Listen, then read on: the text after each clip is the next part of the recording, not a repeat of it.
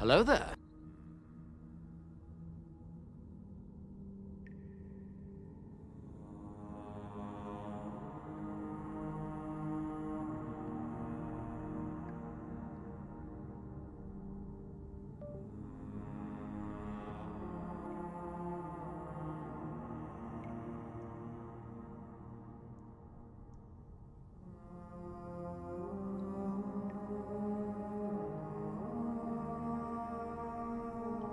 I need a weapon.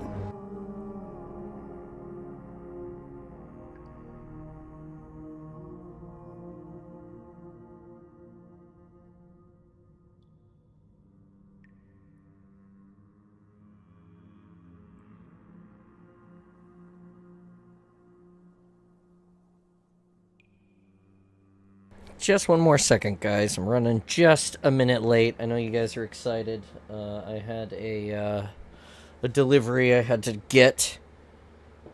Just a moment.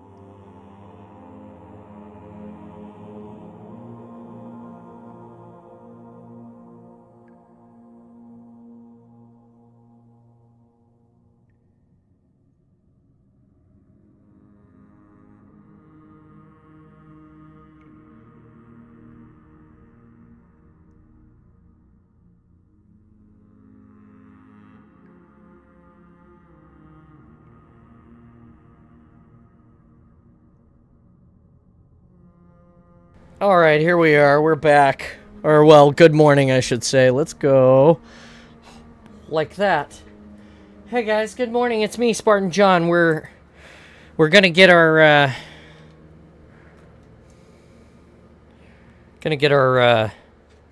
jacket changed and get started on the awesome, on reading. Welcome to the awesome this morning. 713 followers on 713 followers on Twitch today. 65 subs. Our goal, as always, is 80 for the month. 80 is a great number. But we were at 121 last month, and if we could continue to ride that out, that would be amazing as well. Because it helps. It helps a lot. It's a big deal. Every little bit that you guys help contribute to the awesome, huge deal.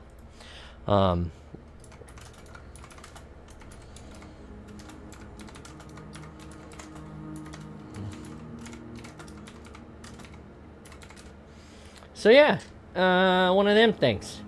I've already made my announcements. I got on TikTok. Just in case y'all didn't know, we're back on TikTok.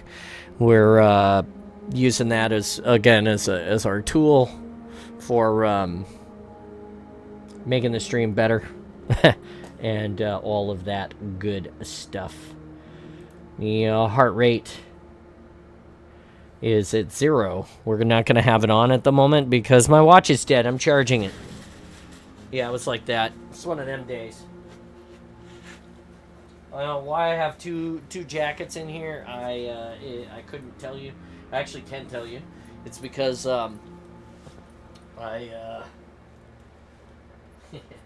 it's because I didn't take my jacket in last night.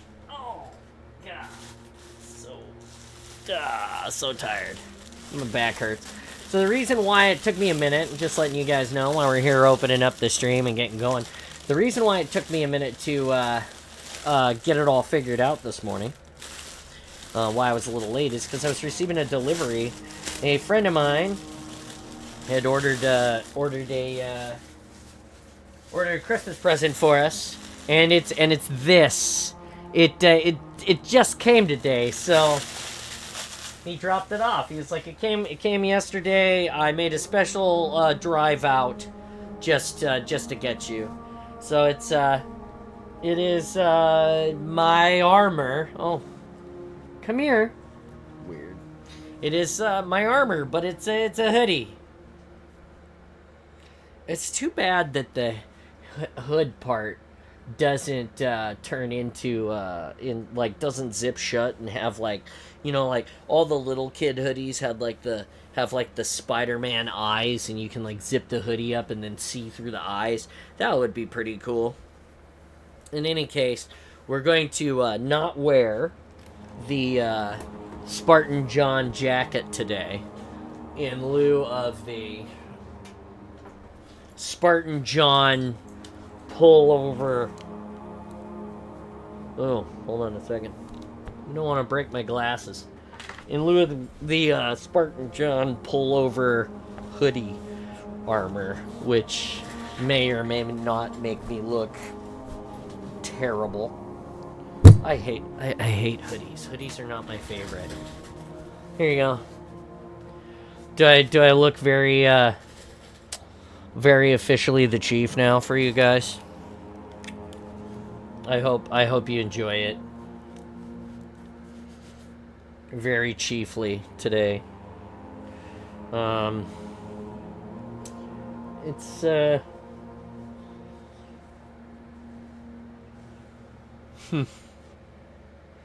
well, it is. It is. This is what I got. It's pretty cool. It's pretty cool. All right, check it out. Here's what we're doing today. We're watching the Cole Protocol. Reading the Cole Protocol today, and that's a big deal. It's really awesome. So come and hang out with us and listen to it. I don't think you'll be disappointed.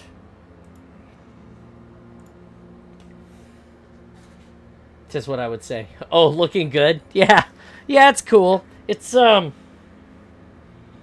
interesting. It's got some. It's got some paneling and stuff on the ab plate that I might take a better look at later and see. Take a better look at later and see what the fidelity looks like. If it would help me with my cosplay plans for the other chief. But like I said, it's cool. I'm excited about it. Okay. I'm just tying the little knots in the end of the ropes here real quick while I'm with you guys, so that I don't lose my rope, because that would suck.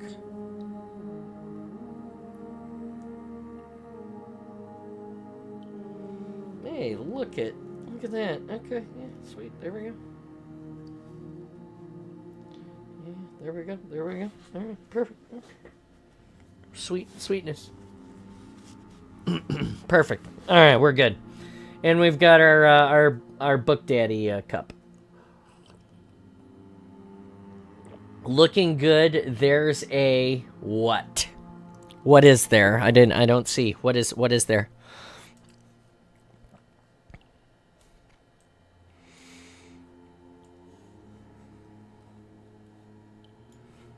La la la la la.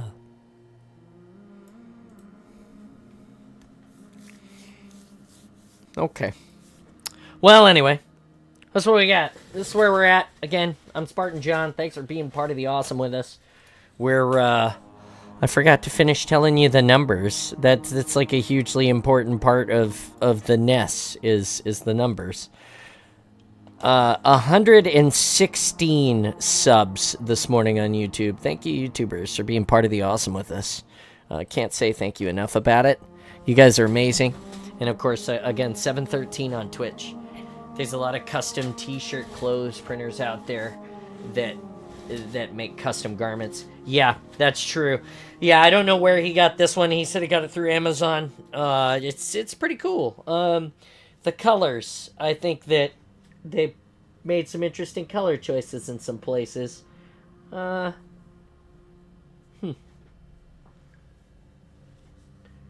Anyway, pretty awesome. Pretty awesome. I'm gonna mute that so we don't have to deal with it. All right. Well, we started a little bit late, so we're already running a few minutes late. But 10:20, and that means it's time to read the book. So here's the bookmark. You know, we always show it because it's important, so that we know where we started. And I put a stream marker in now because I have that ability, so that when we go back in and lay unlicensed but still looks good. Yeah. Anyway, the stream marker is there, so it'll be easier to figure this out later when we, you know, go to edit it down to the supercut, however that works. So we're on the Cole Protocol. I got my cup of coffee, and I have you guys. It's again, it's time to be awesome together. Let's do it. Turn this down just a touch. There we go. How's the music in the back? Is it too loud? Is it good? It's the first day reading on the new machine, so we're just trying to make sure we get it squared away. Looking good. Okay, sounding good. All right, perfect. Bookmark. Here we go. Cole Protocol. Chapter 33. Habitat El Cuidad, Inner Rubble, 23 Libre. Despite being left alone, Ignacio Delgado had still not managed to free himself. The thing was, trying to use a sliver of metal to pick the lock of a pair of handcuffs was a challenging proposition, and Delgado wouldn't even get the sliver to reach the keyhole. With a loud sigh, the one guard in the warehouse stood up and folded up whatever he'd been watching, and he put it in his pocket. All right, Delgado, things are settling down. Time to get you moved out. Delgado nodded, filled with a sense of foreboding. This was it. Then, the guard noticed the look on his face. Come on, Delgado. It's not like that, really. Delgado looked the heavily muscled man up and down. How is it, then? The man shrugged. All Bonifacio and the Security Council know is that the data keeps getting found out. Better to keep you on close watch. Delgado shook his head. Then why are you doing this? Why the hired muscle, the empty warehouse? It keeps you under his eye. He doesn't trust you, Delgado. You're a wild card man. Delgado was unshackled from the chain, then handcuffed to the man's right wrist. With a shove, Delgado was pushed forward. What's your name? Delgado asked. Owen. Your real name. What do you think? Owen asked, looking down at Delgado as he herded him outside to the waiting tube car. Where are we going? Delgado asked. Owen smiled. One of Bonificio's working ships. Delgado frowned. Working ships. He have a lot of broken ones? Look. Owen leaned in close, almost whispering. Relax a little. Delgado, Bonificio's going to be in a foul mood because his smuggler ship, it just got fried. What? Owen was laughing. The best laid plans. Someone really doesn't like Bonifacio. They fried his ship. It's structurally intact, but nothing inside it works. The data got wiped out. Delgado swallowed. The Spartans had struck again. So now Bonifacio needs me. Pretty much. The tube car stopped after making its way between a handful of coupled asteroids. Owen opened the door, and Delgado quickly followed him to avoid being yanked along. Peter Bonifacio stood near an airlock, along with a handful of Security Council members, including Diego Escoval. Owen locked the handcuffs, and Delgado massaged his wrists. What's this all about? Where's the navigation data, Mr. Delgado? One of the suited Security Council members asked. Delgado stood still for a second. Safe, as we agreed on. he said. Diego pursed his lips. Bonifacio presented evidence to the council that there are Earth-first elements within our population that have attacked any navigation data that might lead ships of any sort back to Earth or inner colonies. The data you have needs to be transported to its final destination, where it will be better safeguarded. Final destination? Delgado looked around at them. What final destination? The Kikyar? Come on, you know where that will lead. We're moving it to the Exodus Project, said one of the councilmen, an older man with scars across his face. It's final. We've all voted, so please, Mr. Delgado, give us the data. You've served the rebel well. It's time for you to hand it over now. What the hell is the Exodus Project? Delgado snapped. It's just a big emergency plan, Diego said. We can't talk about the particulars. And it needs nav data. Delgado looked at Diego. Yes, Diego nodded and spread his arms. It really does, Ignacio. Please trust me on this. Trust the council and the rebels' elected leaders. Delgado looked at the other members. They didn't look like they meant him any ill. But was it the right choice? Whatever they had in mind, Delgado took a deep breath. It wasn't his decision to make, was it? The rebel had elected the entire council for a reason. The council had hired Delgado. He was no longer keeper of the data. Okay, Delgado said. It's aboard Distancia. I have to key everything open. Diego laughed. In plain sight, huh? The best place. For a quick moment, everything felt okay, maybe even normal. Delgado relaxed slightly. The sensation was shattered as Peter Bonifacio stepped forward.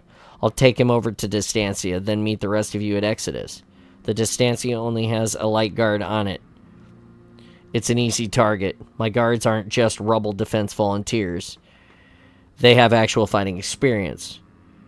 There was accusation in his glare, and Delgado saw a few non-agreement. It looked like Bonifacio had been knocking Delgado's ability to keep the data safe. Diego came forward. I go with you. He and Delgado shared a glance. Bonifacio shrugged. I'd be delighted to have you aboard, Councilman, as well as anyone else who wants to come. Keep in mind, my ship's quarters are cramped. This way, he held out his hand, indicating that they should go first. His guards had already cycled through the airlock onto the ship. Bonifacio had waiting for them. It was a cramped ship, a converted tug of some sort. It had probably once grappled dirty asteroids and pushed them into new orbits to be harvested by the miners in their processing plants. Now it was Bonifacio's personal transport. Quick enough, Delgado thought, looking around the extended cockpit once they'd come in through the airlock, but still a bit over the top. Who had a personal ship just for transporting the rebel? It was part of Bonifacio's desire to preen and make a point of showing how special he was.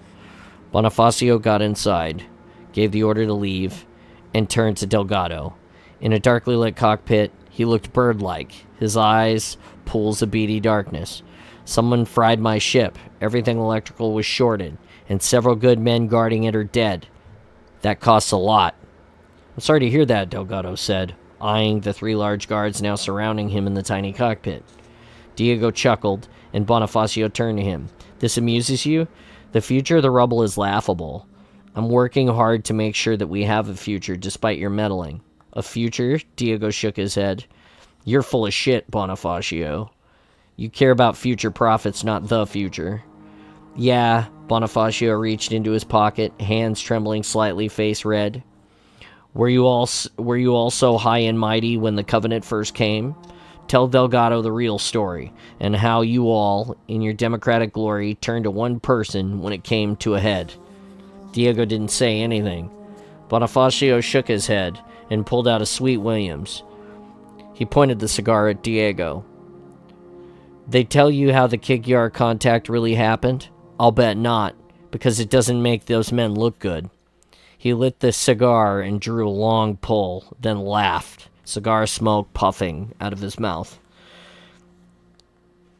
They crapped their pants when that first Kikyar ship swung by the rubble, scanning us, checking everything out.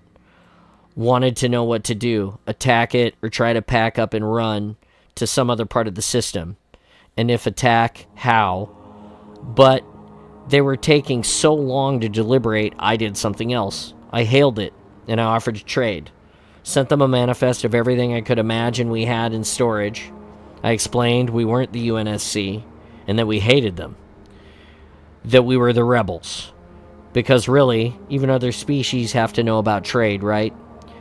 Delgado. Economics, that's universal. Everybody wants to better themselves. That was the real first encounter, Delgado asked. So it's the second where the ship appeared and offered to trade and set up in the rubble? A month later, some sort of Kigyar big shot named Reth had a box that could translate their speech into ours. Like they've been studying us, Diego said, and they wanted to trade. Bonifacio nodded. We took guns off of them to sell to our brothers, where we could smuggle them back to the colonies in exchange for goods. The Kigyar, in turn, wanted slip-space drives. Slip-space drives, Delgado frowned. Turns out the Kigyar are pretty low on Covenant's totem pole, Bonifacio smirked. They're not allowed to build drives for their own ships. Its engineering is all done by the ones they call the Prophets. Closed boxes for the Kigyar, see? They're not the monolithic juggernaut the UNSC makes them out to be. This Covenant. They have divisions and inequalities. And where those exist, we have what you call a market. Mr. Delgado, combine the engines with Earth's location, and the rubble will do more for the insurrectionists than any other place in history. But what happens when the Kikyar slip up and we're all found out? Delgado asked. The Covenant will be back to glass us again. We leave, Diego muttered. Exodus, Exodus, Exodus. Bonifacio waved his cigar around. Diego, we have spent a long time building all of this, and you want to run away from it? I don't, Diego said, but it's irresponsible to not have a backup plan. I'll tell you what's irresponsible. Irresponsible is promising the Kikyar slipspace engines, taking their payments, or nifty little weapons and shipping them back to the outer colonies, but then pretending to warehouse those engines until you've got them all gathered up, when you never intended to hand them over in the first place. Damn it, Bonifacio, Diego shouted. The council voted to proceed with the Exodus project. It's a backup plan. Once we have enough slipspace engines installed, then we'll hand the rest of them over. The Kigyar know what you've been doing anyway, Bonifacio said dismissively. What? Diego said, as he stared at Bonifacio. You can't take an asteroid habitat as big as the Exodus project and hang it way back off the rubble and not expect them to miss it. Plus, they really want their engines. They haven't believed your official excuses for not getting as many delivered to them as you promised. Not in the slightest. They're our allies, our business partners. We stand a chance to live on. Let the Covenant fight the UNSC, while we make money on trade instead. Delgado stared at both men. The Exodus project is a giant habitat. He pretty much told you what it is, Diego said, annoyed. The largest rock in the rubble was held back from the beginning. The surface was coated to try and stealth it back at the start. It was an emergency in-system retreat. Get as many civilians in it if the Covenant came back in force and try to sneak out to the Oort cloud far beyond the edges of the system, where no one ventures. Now the Exodus project is being outfitted with slipspace drives, a lot of them.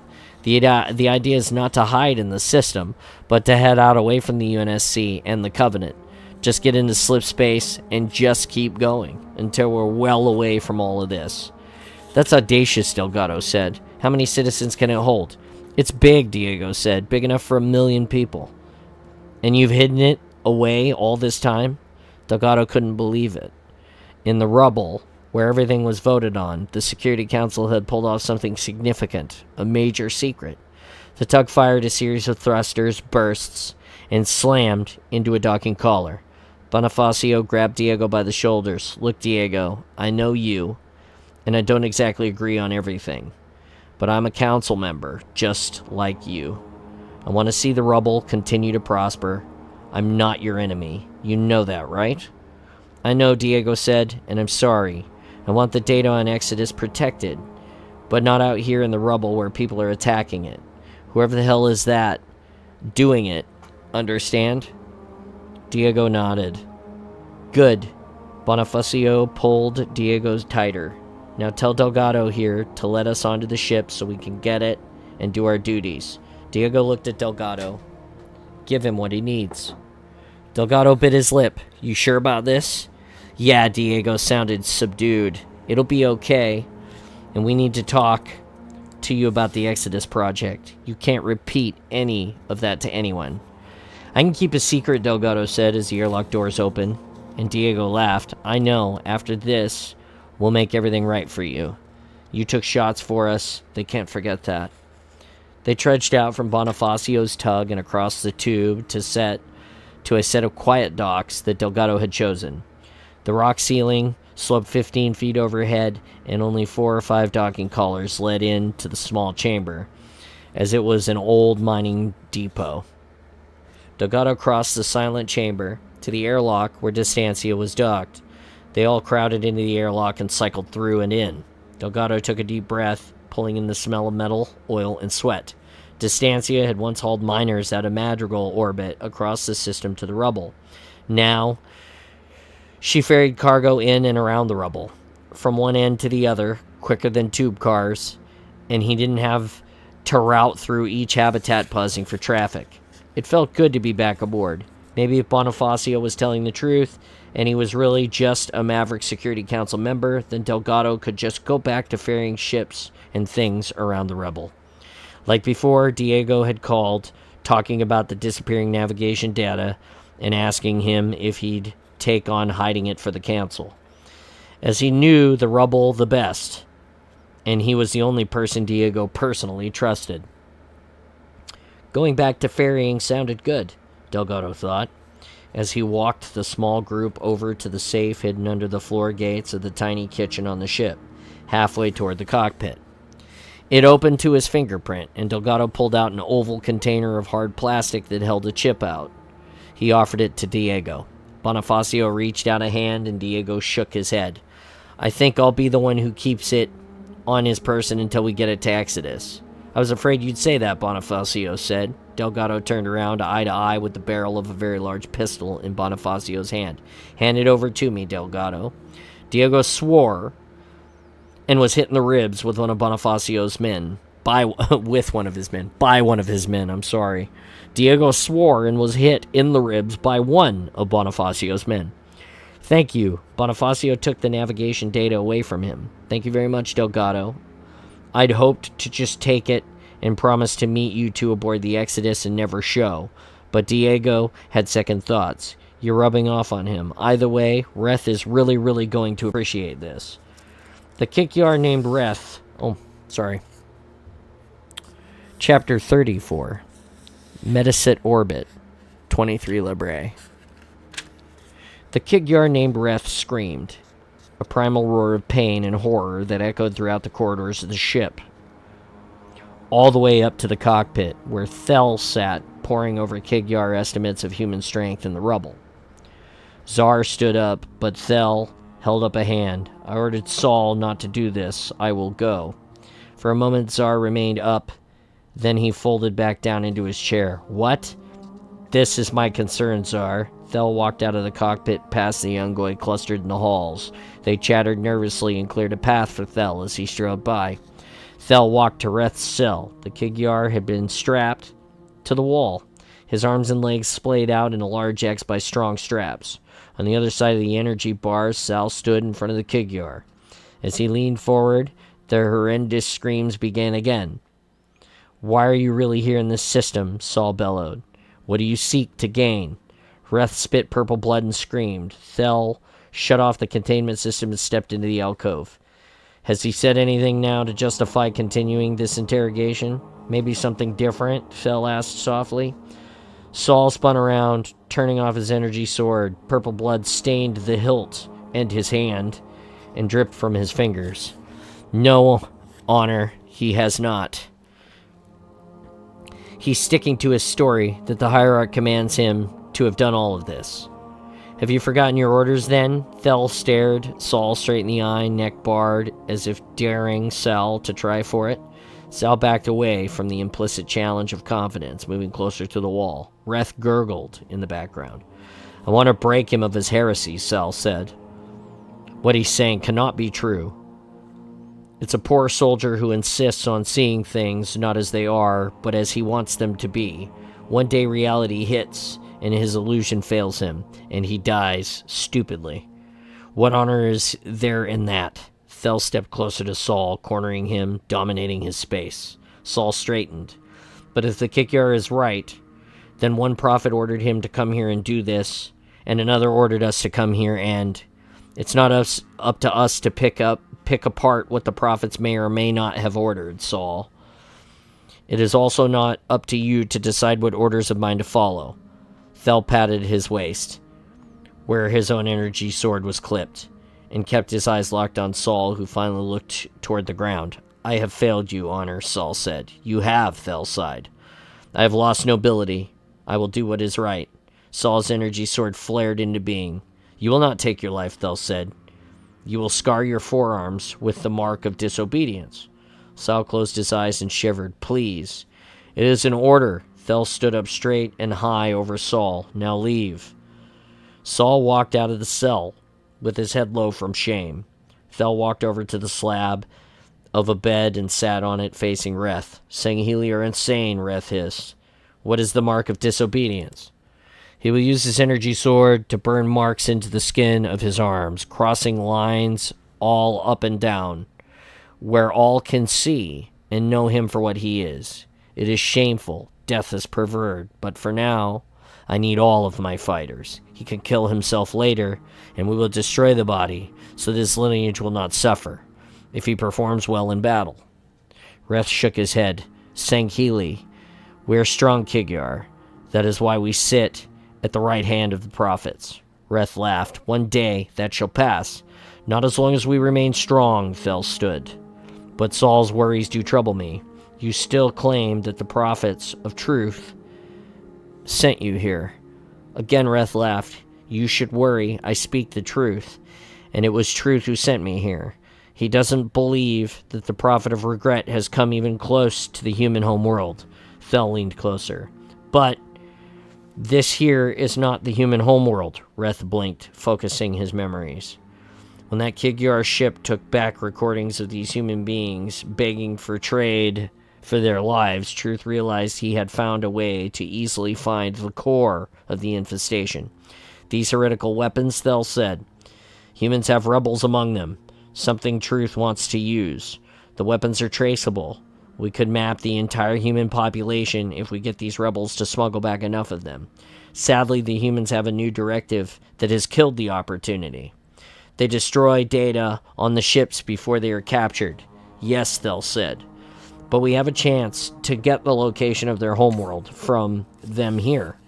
There are opportunists who will sell it to us. Once we have it, these habitats are ours to keep.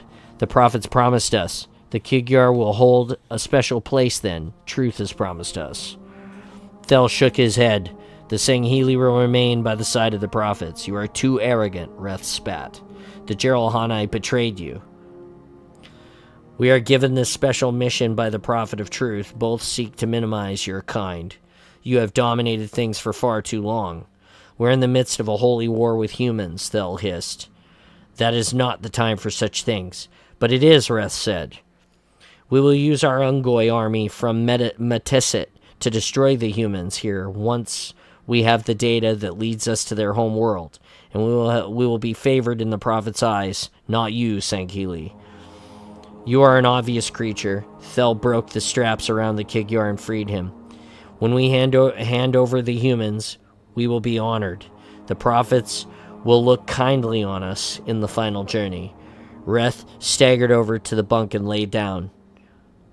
We will be holier and more blessed than you, Sangheli. You will see. You will see. Thel walked away back to the cockpit where Zar looked up.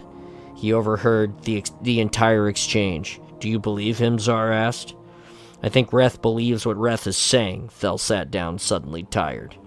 What games are we caught in the middle of? Zar asked. I do not know, Thel said. He toyed with the image of the Kikyar ship on the screen. It was the closest thing the Kikyar had to a true fleet ship, similar to the designs of the refitted Kikyar raiders that had fought the Covenant from asteroid belts before. The Kikyar were granted a place within the Covenant. He wondered if the Kikyar had managed to put slip space drives on it. It looked likely, though Thel wondered if the cobbled-together affair would make it through. It certainly didn't look like it, but it had weapons. Thel made the decision. We will take the Kikyar ship. We will use it to destroy all of this heresy. If the Prophet of Truth shows up and tells me to stop, then I will do so. Tell the others to prepare, and tell these Ungoi to ready themselves to be useful. Until the Prophet of Truth himself shows up here, Thel had to follow the orders he was given. And since the Jiralhanai would be back with a high prophet of regret soon, Thel wanted his actions to show that he had done his duty. Yes, the human habitats here would burn, just as their world, Charbdis 9, had burned. Chapter 35. Habitat El Cuidad, Inner Rubble 23 Labre. Delgado didn't even think twice. He grabbed the gun and kicked Bonifacio in the stomach. But in that split second, Bonifacio's 3 men piled onto him, trying to yank the gun away as they smashed in his ribs. As he gasped from the pain, Bonifacio shouted, "Shoot them both and throw them out in the damn airlock." But Delgado had the gun up and pointed at Bonifacio despite the pain of getting pummeled by the bodyguards. "Get away from me or he dies." The 3 overly muscled men backed away slowly, their guns now out and trained on Delgado. Bonifacio smiled and held up his hands. "Now easy, Delgado. Come on, we can work something out here." "Screw you, Bonifacio." Delgado wasn't in the mood for this bullshit now. "Give me a gun," Bonifacio snapped. The nearest heavy tossed him one. Delgado hesitated, not really wanting to fire his gun inside his own ship. That hesitation cost him, because now Bonifacio had a gun of his own pointed at Delgado. "I'm going to shoot you, Delgado, if you don't hand that over." Delgado thought about it for a second. Giving away the data would certainly endanger the rubble. Bonifacio, it is now obvious, would not be taking the data to the Exodus project. No, he was going to sell it to the Kikyar. All signs pointed to it, and Delgado shook his head. Bonifacio shot Diego in the chest. Blood sprayed and hit the floor as Diego collapsed, clutching the wound, with a look of shock on his face. Delgado leapt over to Diego as he shot at Bonifacio, who ducked out the corridor and ran for cover. Delgado waved the gun at the bodyguards. "Back up, back up." They were hired help. Their hearts weren't in the idea of close-range shootouts. Luckily, only Bonifacio was insane enough to fire inside a damn spaceship. Delgado thought. He grabbed Diego's collar and pulled him out of the kitchen and down the corridor. Bonifacio fired down at him from the cockpit, the bullets sparking off the metal bulkheads. Delgado fired back, and he dragged Diego to the airlock. This was all messed up, very messed up. Diego moaned, and Delgado pulled him up the airlock and cycled into the habitat. A very loud bang startled him. The airlock seal broke as Distancia abruptly cut loose, her engines firing. Air whistled out of the cracks of the warped airlock. Red alarm lights blinked, and Delgado kicked the door leading into the habitat. It wouldn't open, of course. With the outer seal broken, emergency systems had kicked in. As long as the simple sensors on the outside detected loss of air, the inner door was locked. Delgado grabbed the emergency phone and got Bonifacio's voice. "I just used an emergency security council code to override comms from your airlock," Bonifacio said flatly, "and I canceled the airlock alarm."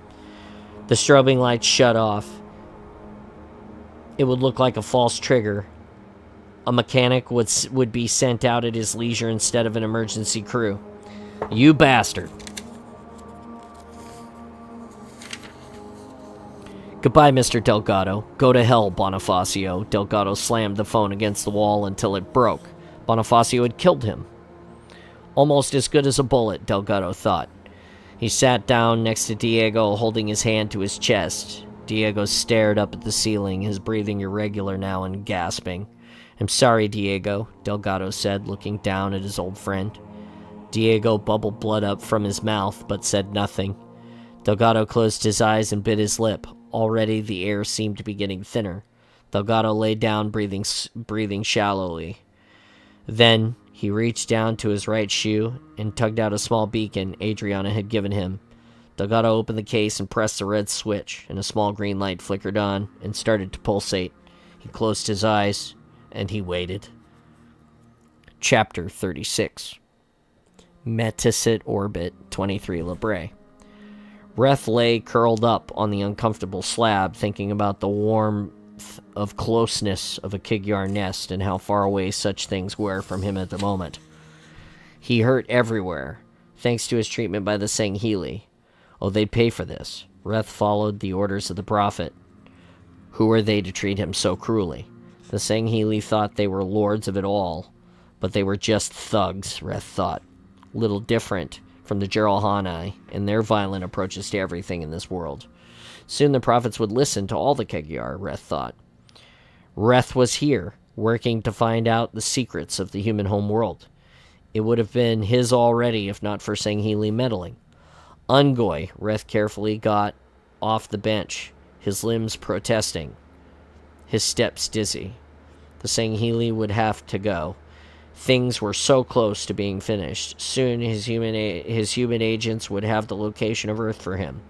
Once Reth had that, then the army of Ungoy he'd gathered on Metisit would be ready to be unleashed on the rubble. The asteroids would make wonderful Kigyar nesting grounds. Ungoy, where are you? You must attend me. Are you not believers in the mission of the Prophet of Truth himself gave me, and thus you? Reth collapsed to the ground in front of the energy bars that kept him jailed. Once he had the rubble, he thought through the haze, and the location of Earth, the humans, Exodus Project would provide him with the vehicle he needed to then bring the Ungoy to attack the human homeworld. A daring plan, a Kigyar plan. A plan the Prophet of Truth had agreed to when Reth presented it after returning with the secrets of the rubble and the humans, desiring the trades. He'd kept it a secret from his own shipmates, a violation that would have gotten him castrated if found out, but it paid off handsomely. Ungoy! Now, they'd been discovered. The Geralhani were returning to broadcast the news about the discovery of the rubble to the different Prophet. The Kigyar couldn't stop them, but they could move the plan up so that they would not look like traitors, trading with the humans. So it was time to destroy the humans and their homeworld and show the prophets that it was the Kigyar, not the Sangheili or the Geralhani, who were the most cunning and loyal and holy subjects of the Covenant. The shuffling steps of two furtive Ungoy soldiers got Reth to focus on the ground in front of his long face. Sangheili, kill us if we release you, one of the Ungoy protested. And you'll risk your chance at joining the great journey because you're scared of the Sangheili, Reth hissed. His ribs hurt. The Ungoy shuffled their feet again, methane snorting from their masks as they looked back and forth at each other. Will you risk the Sangheili destroying the redoubt and all you've built on Metisit? Reth asked. Will you see all the Ungoy on that planet punished when they've been following the right path? They glanced at each other again. Our nipple brothers would be all killed? The Ungoy sucked food from a shared tube. A nipple, Reth remembered. Yes, your nipple brothers would all die. That was enough to get them to free him. One of the Ungoy tapped on the controls for Reth's cell. Reth smiled as the energy bars disappeared. He rolled out of the cell before the Ungoy changed their minds. Quick, you must help me escape. The two Ungoy grabbed him under his arms as he wobbled, prompting Reth to grunt in pain. Together, all three hobbled down the corridor until Reth had them stop near a service panel. The Sangheili may have taken my ship by force and cowed the Ungoy, but Reth still had some tricks of his own. He shut down the ship's computer system with an override password. While the Sangheili raced to reboot the system, he had the Ungoy drag him to an escape pod, and minutes later, the cylindrical pod shot out from the ship, veering back towards Metisit at top speed. As the Sangheili coasted with a dead ship, it was time, Reth thought bitterly, while rooting around the pod for a med kit, to show the Sangheili that Kigyar could in fact fight.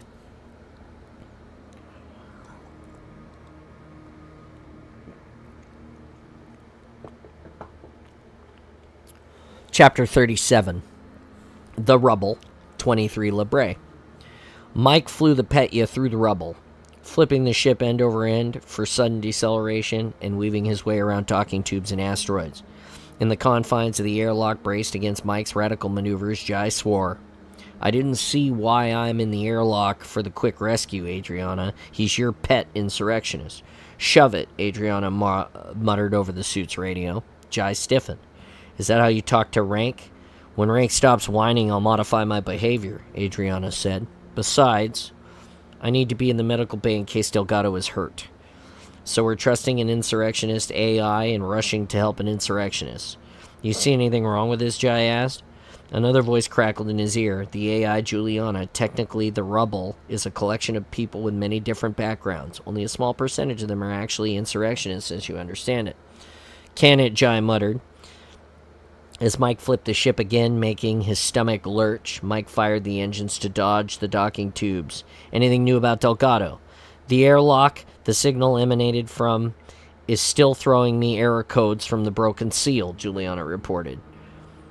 You're the closest ship. An emergency crew is outside the airlock on the habitat side, but can't get at it, of course. I've broken the communications block on the airlock, but no one inside is responding. Jai thought about that. A broken airlock and silence doesn't sound too promising. No, Juliana replied, it doesn't. Coming in on the airlock, Mike shouted. Jai felt the Petya shudder, like it never had before, as it pressed against the side of the airlock despite the artificial gravity. He was glad he wasn't looking at this from the cockpit. Metal ground on metal, and Mike forced the wrecked airlock against theirs. We're go on your command, Mike reported. Jai faced the thick metal door with its yellow stripes and red warning symbols and notices. Do it. The airlock sprung open now with a gust of air, then the habitat airlock ground open with a tiny puff. Jai forced his way through the moment the gap was large enough. Two men lay on the floor of the airlock, non-slip metal surface. Delgado, a gun in one hand, and the other, bloody, lay over the stomach of a man with a bad chest wound. Blood pooled the floor around them, freezing as a vacuum sucked air and warmth out even faster now that the bad seal was in place between ships and habitat. Jai threw Delgado over his shoulder of his gray Mjolnir and picked up the body as gently as possible, aware that he could be making the chest wound worse. He cycled through back to the Petya, thudding his way past bulkheads into the tiny cramped offshoot to the crew quarters where Adriana stood ready by a large metal table. She looked up. Two? Who's the other one? Juliano flickered, being over a nearby shelf. That's Diego Escoval. Her voice sounded muted, as if she were shocked. Adriana shook her head as she checked him over, while Jai held him in his arms still. He's dead. She pulled Delgado off Jai's shoulder and set him on the table, but Delgado's got a pulse. Store the other man into one of the cryopods. Jai walked Diego's body around the table and to one of the three pods. Once he set it down and closed the lid, the automated systems kicked in. Diego was frozen in his last minute for all the good it did him. When he turned around, Adriana had an oxygen mask on Delgado, and the computer was reading his vitals. Diego stirred and opened his eyes, the oxygen taking effect. He tried to sit up, but Adriana put a hand on his chest and kept him in place. You're back on the Petya, Delgado. Diego, Delgado groaned, looking around. What about Diego? Jai and Adriana glanced at each other, and Delgado saw it.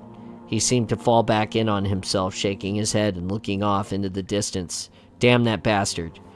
What bastard? Juliana asked from the corner of the room. Delgado twisted to see her better, and his mouth fell open. You!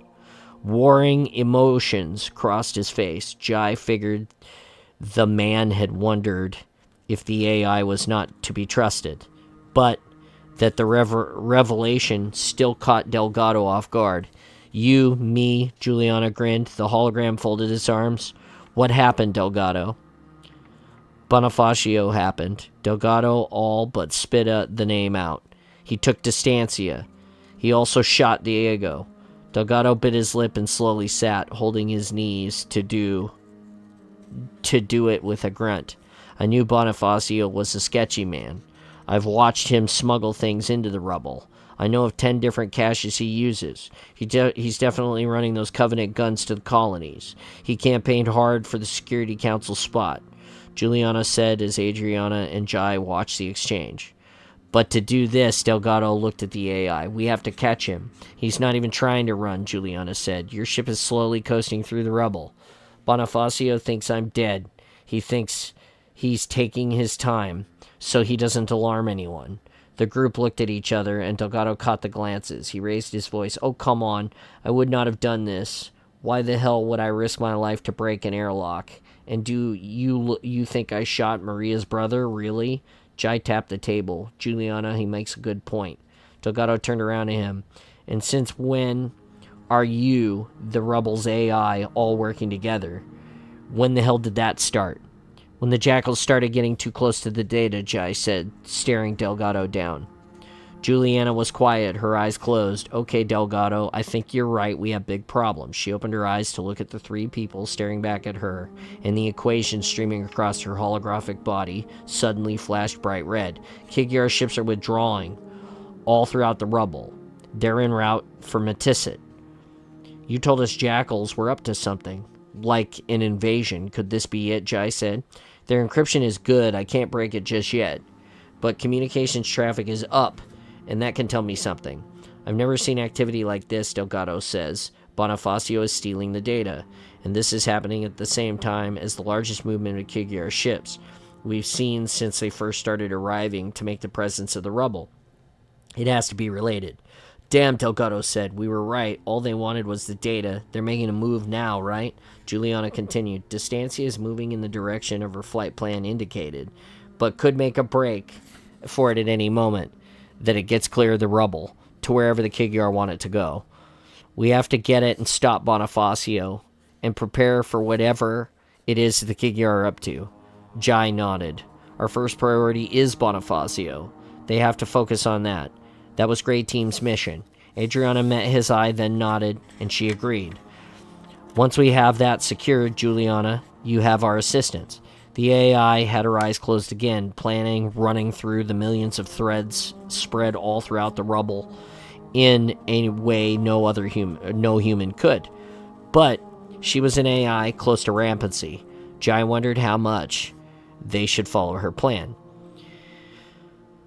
He'd have to revisit that once they had their hands on Bonifacio and the nav data. Juliana faded, becoming almost a ghost in the bright medical bay.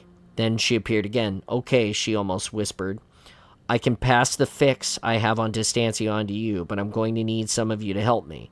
One team goes after Bonifacio, and the other I need to do something a little bit trickier. There's a Kigyar ship still in the rubble. I can't crack their encryption, but if I can physically get into one of their systems, that would let me figure out exactly what they're up to. If it's a full-scale attack, we need to know for sure, so that we don't make a big mistake. If we use non-rubble attackers, then the rubble can deny this little incursion was our doing, if things turn out to be okay with the Kigyar. Jai looked at the AI. You want us to board a Covenant ship and plug me in? Julia nodded. My higher functions. I'll be leaving a simple base copy to keep regulating the rubble, of course, but the core me will go with the boarding party. Juliana was rampant, or just plain insane, Jai thought. He scratched his chin and looked at Juliana. We'll need a larger force. We need to free the crew of the UNSC ship that was captured. It'll have ODSTs aboard. Release those men, and we'll have force. Helljumpers weren't huge fans of Spartans, but were somewhat like Spartans. Jai had to admit it. But without the altered physiology-empowered armor, and they were good fighting men.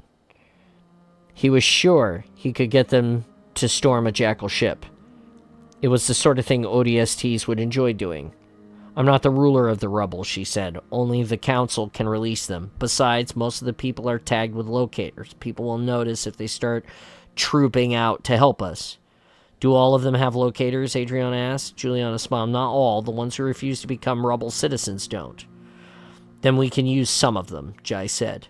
I won't open the doors, Juliana said. That would draw attention. But if the cameras were to malfunction, you could break the crew out and get them the help before anyone would really notice. That'll have to do, Jai turned around. Adriana, Mike, you take Bonifacio. Delgado, you're with me. I need someone who knows the inside of the habitat. Delgado swung his legs over the side of the table with a wince. You sure you're going to break up your little team? Jai grinned. Who else will be able to talk to the ODSTs and have them come with us? Mike, Adriana, get on the navigation data and quickly. I'll take care of things with Juliana. The Petya shuddered as Mike disengaged the ship. I'll drop you off at the nearest working set of locks, he announced. Then it's full burn for Distancia. Delgado stood up, wavering on his feet. Do me a favor, he asked Adriana. When you catch up to Bonifacio, make sure you shoot the thieving bastard for me, preferably in the knee or somewhere painful like that. The Petya thudded into another airlock. I'll go release the others, Jai told Delgado. You and Juliana need to scare up another ship for the attack. Delgado and Juliana exchanged a glance. We're on it. Jai ran a systems check of the Mjolnir armor and walked down the corridor for a pair of M7 submachine guns and extra ammo.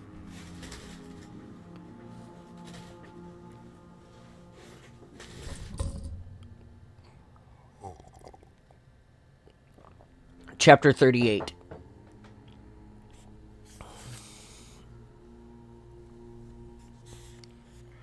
The Redoubt, Matisset 23 Labray. Reth quickly strode through the hull of one of the Redoubt's grounded ships. There were 10 old decommissioned ships that had been landed around the plaza, with the largest Kikyar ship towering over them all from the northeast corner. Docking tubes connected the ships like bridges high over the ground. And if Reth chose, he could descend into the ground. Where every day the Ungoi warren spread deeper and further into the warmed rock. The escape pod had landed and still sat out on the landing pad of the plaza, crackling and shimmering from the heat of re-entry. He'd lived in fear for several long minutes, convinced that the Sangheili would get the ship running in time to turn around from him. But they hadn't. The Sangheili had gotten the ship booted up and kept moving along their trajectory headed for the rubble. Reth needed to order the infinite spoils away from the dock along with all of the other Kigyar ships, but he was reluctant to do so. Soon, the infinite spoils would have human slipspace drives, something the hierarchs hadn't even granted Reth, but something that all Kigyar wanted, a slipspace ship of their own. But first, Reth needed to take the rubble, and any human ships with the drives for the Kigyar. The humans had been stockpiling the slipspace drives they traded for to install in their own machine, the Exodus Project. But when the Infinite Spoils got its drives, it would mark something new, as long as the Kigyar could spirit it out of the rubble before the hierarchs heard of it. Everything was about to change, Reth felt, as he took an elevator up to the tall, grounded ship that was the Kigyar refuge inside the Redoubt. There were many, many more guards around now than when the Sangheili had breached it. He entered his room. The remains of the firefight had been cleaned up, the glass replaced so that he could once again look out over the plaza and the Redoubt as a whole. The river of methane on the surface of Matisset rumbled underneath their creation. Its passage turned against giant turbines, creating power for the entire complex. The Ungoi thrived here, amongst the midst of the methane, reclaimed from the rivers and the pools. Shuttles were already descending from the rodden clouds to touch down on Matisset's surface. Kikyar were forming up in the square below the balcony, as well as the Ungoi deacons, all per his command. Several of his key advisors hustled up behind him. They looked shocked at the wounds all over his body and his hunched position. Reth paid the stares no mind. We have planned for the invasion of the rubble for a long time, Reth said. doing his best to straighten up against the twinges of the pain the Sangheili had left him in. Is it time? They asked. Reth smiled. Yes, he said, it is time. Send the orders. Gather the Ungoi out of the plaza. Give them their harnesses and masks. Prepare for the attack. We will take all for our own, and once we have that data, we will continue to the homeworld as well. The Kigyar in the room warbled happily. They had been waiting patiently as the humans developed asteroids that the Kigyar considered prime for Kigyar nests. Now they would be rewarded. Go, Reth snapped. Tend to your functions. The Kigyar advisors scattered out of the room, bumping into slews of Ungoi that waited outside. They were not rocketing into the rubble just yet, but for all intents and purposes, the invasion had begun. Chapter 39. Habitat Ascension, Inner Rubble 23 Libre. The first sign for Keys that something was happening, where the shouts of the guards who had been walking the corridor outside. Two of the men ran full sprint past Keys' cell. Keys walked over to the bars. The guards dodged, shut the thick metal doors leading to the corridor. They pulled out handguns and stepped back from the door. Phazon, Keys shouted down to the row of cells. What's going on? Don't know, came the response. The guard on the left side of the door looked back at them. Quiet. Keys pressed his face against the bars to get a better look. As he did, the large metal door exploded inward between two guards and bounced down the corridor. A heavy cloud of dust hung in the air, making everything hazy. Something large and gray blurred through the door. The guard shot at it, but not before it smacked into them, knocking them both out with quick blows to each head. The figure paused, and a golden faceplate scanned the rows of cells. Keys heard Phazon's incredulous voice. Holy shit, it's a Spartan! Dirt settled on the gray armor, then shook off as the Spartan thudded down along the cells. Who's the commanding officer? It asked loudly from behind the helmet. Keys put his hand out through the bars. That would be me, Lieutenant Jacob Keys. He still couldn't believe this. Had the Spartan come for them? Where had it come from? The Spartan stopped in front of Keys. Back up. Keys stepped back, and the Spartan gripped the bars and yanked them off of their hinges, metal squealing in protest as more dirt began falling from where they had been set into the rock. The Spartan tossed the door onto the floor behind it, walked into the open cell. I have a proposition, Lieutenant Keys. By the entryway between the bent bars, the face of an AI appeared. We may have a way to help you get your crew back to where they belong as well, if you're interested. Keys leaned out of the open cell. I'll listen to you both. You can explain what you're doing here and what's going on while you free my men. The gold faceplate looked up at him and down. Of course, I'm Jai, Spartan 006, great team. Keys shook hands with the large gauntleted hand. We need an attack force, the Spartan said as he moved from cell to cell, to get the AI Juliana into the Jackal ship and back out, to figure out what the Covenant are up to in this system and whether they're readying an invasion force. You're a Spartan.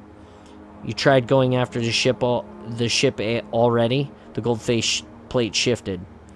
Those are long odds. Not something I want to try unless I absolutely have to. And I'm feeling extremely lucky.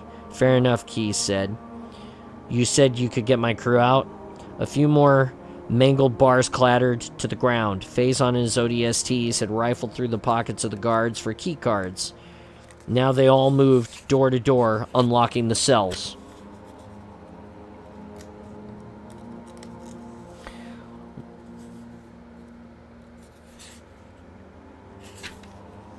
A crowd of officers and a crew now milled about. Jai paused in front of Keys. Now that he no longer needed to free prisoners, the ship we came in has navigation data. We can join its computers with your ship by docking for a slip space jump. It'll be awkward, but your frigate should be large enough to clamp us on. Keys looked over at Phazon behind the Spartan. Your men willing to jump a Jackal ship? You kiddin', Phazon said. ODSTs behind him nodded. Beats rotting here. The AI tilted her head. Ignacio Delgado has a ship ready for you all. The alarms are shut down, but the guards change shifts soon. You'd better all clear out. She's your ship's AI? Keys asked Jai. No, Jai replied. I'll explain later. Chapter 40. High Orbit Hesiod 23 Labrae. Thel idly scratched at the small piece of charred carbon that had been flaking off of his armor while the Ungoi before him trembled, wondering about its fate. He finally stopped, so Reth escaped. Lords, the Ungoi shook as it started to speak. Reth is devious, and he commanded all within this system, you can imagine. Most Ungoi are eager to please the masters. It is easy to be confused at times like these, when lords turn against lords. Thel stood up from the pilot's seat. Saul looked up from his console. The Sangheili winced as he moved, the crisscrossing scars of shame scabbing and causing him with pain. Which was the point? Saul refused to look at Thel. He kept his eyes cast down at the floor, another sign of his shame, a refusal to meet another Sangheili eye. The message had gotten across to Saul, Thel thought. It was a shame it had taken so long to control him. Thel leaned closer to Saul. It will only bring shame if you do not perish triumphantly in battle. Saul looked up, a glimmer of hope brimming in his large eyes. I will redeem myself before you and my ancestors. By my blood, I swear it, he said. I know you will, Thel replied. That is why I ordered you to remain by my side for now. Ahead, on their screens, the rubble grew larger as they got closer.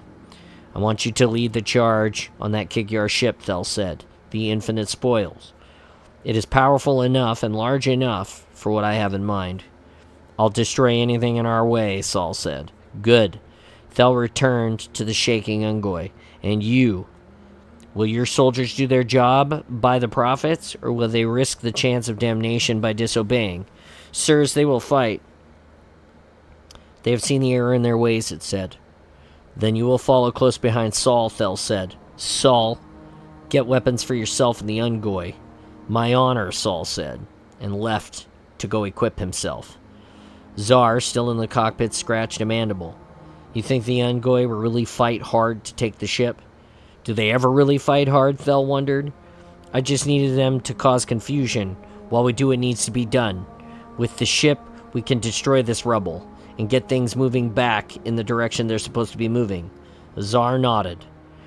And Saul will fight like an unleashed army to regain his honor. Thel grumbled happily. Yes, he will. Chapter 41. Habitat Sunshine, Inner Rubble 23 Labrae.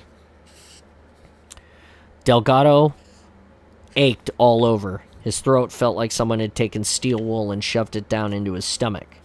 And he couldn't help stumbling a bit as he walked from the bridge down to the airlock of a decent-sized freighter. Not all that much different from the Distancia, but adrenaline kept him moving now. Juliana had run through a list of ships they could commandeer on short notice in the name of the Rubble Security Council and found this old bucket. Delgado had moved and docked it near the prison. He reached the airlock and flicked switches to power on the door. Jai marched through first. With a quick nod at him, a long stream of UNSC Navy types trailed behind. The man immediately following Jai wore a standard orange prisoner jumper, but he had the air of command. He walked over to Delgado. You're the pilot? Yes. Excellent. I'm Lieutenant Jacob Keyes. They've asked me to run the ship. I hope I'm not stepping on any toes. Keyes looked around the cockpit, and Delgado could tell the man knew exactly what he was looking for. No toes, Delgado said. I'm happy to work with you. We need weapons, someone said. Juliana appeared as a hologram over the communication station. And weapons you shall have. I need a few more minutes to download a version of myself onto the ship. There's a high-capacity storage chip in the comms panel, Jai.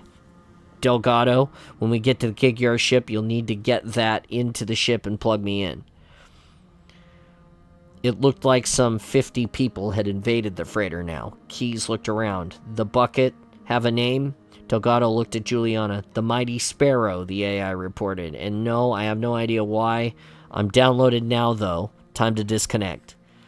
Good. Delgado took the pilot's chair, and Keyes moved up to stand next to him. As Delgado cast off from the airlock, where to, Juliana?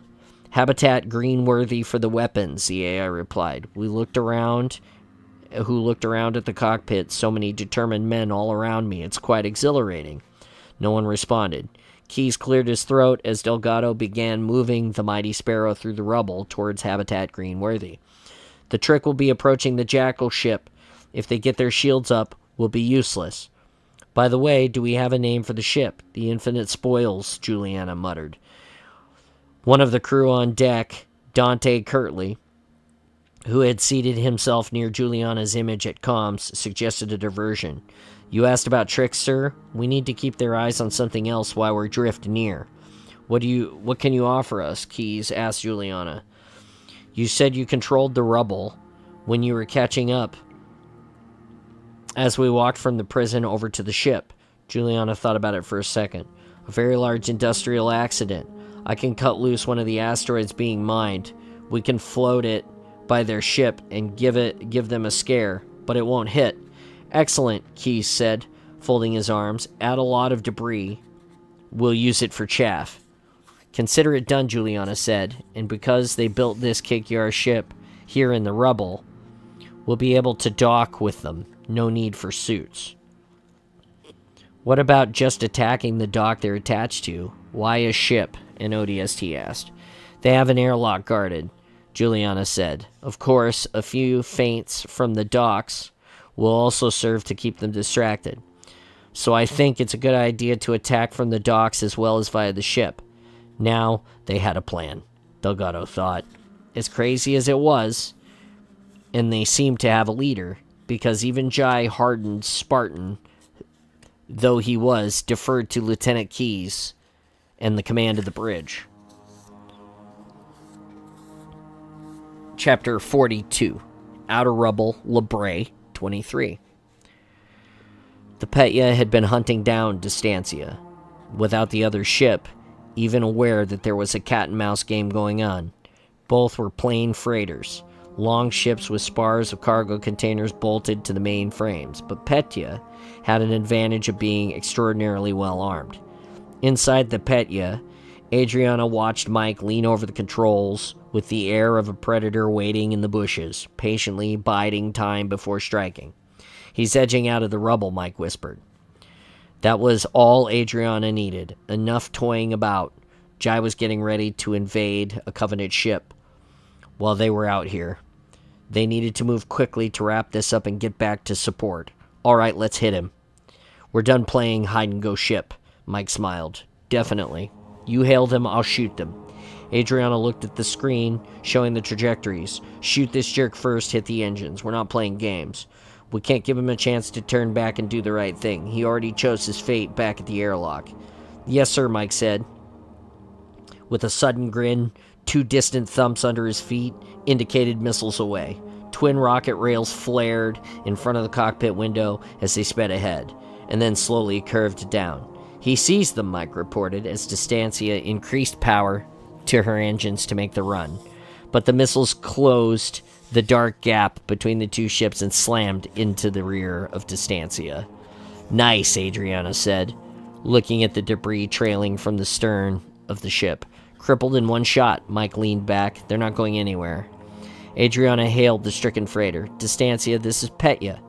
We took your engines out. Don't make us haul the rest of the ship. I'm coming aboard. You cause any trouble, it gets ugly. You cooperate, you live. For a long moment, there was no reply, leading Adriana to wonder if they weren't monitoring any of the standard channels. Then finally, over a burst of static, replied, Petya, this is Peter Bonifacio aboard the Distancia. I have to protest this extraordinary hostility. I'm a member of the Rubble Security Council on a top priority mission. You are way out of line, whoever the hell you are. Shut up and get ready to open your airlock, Bonifacio, Adriana snapped. But what is this about? Bonifacio whined over the radio. Adriana did not reply. Mike pulled them over to the Distancia spine, getting ready to dock. I will report this, Bonifacio radio. You can trust that. Adriana muted the volume. The Petya shuddered as the two ships docked, Mike grappling them into place. Pressurizing the lock, you're go in 20, Mike said. Adriana pulled her helmet on and snapped into place. Once I'm in, you undock just in case.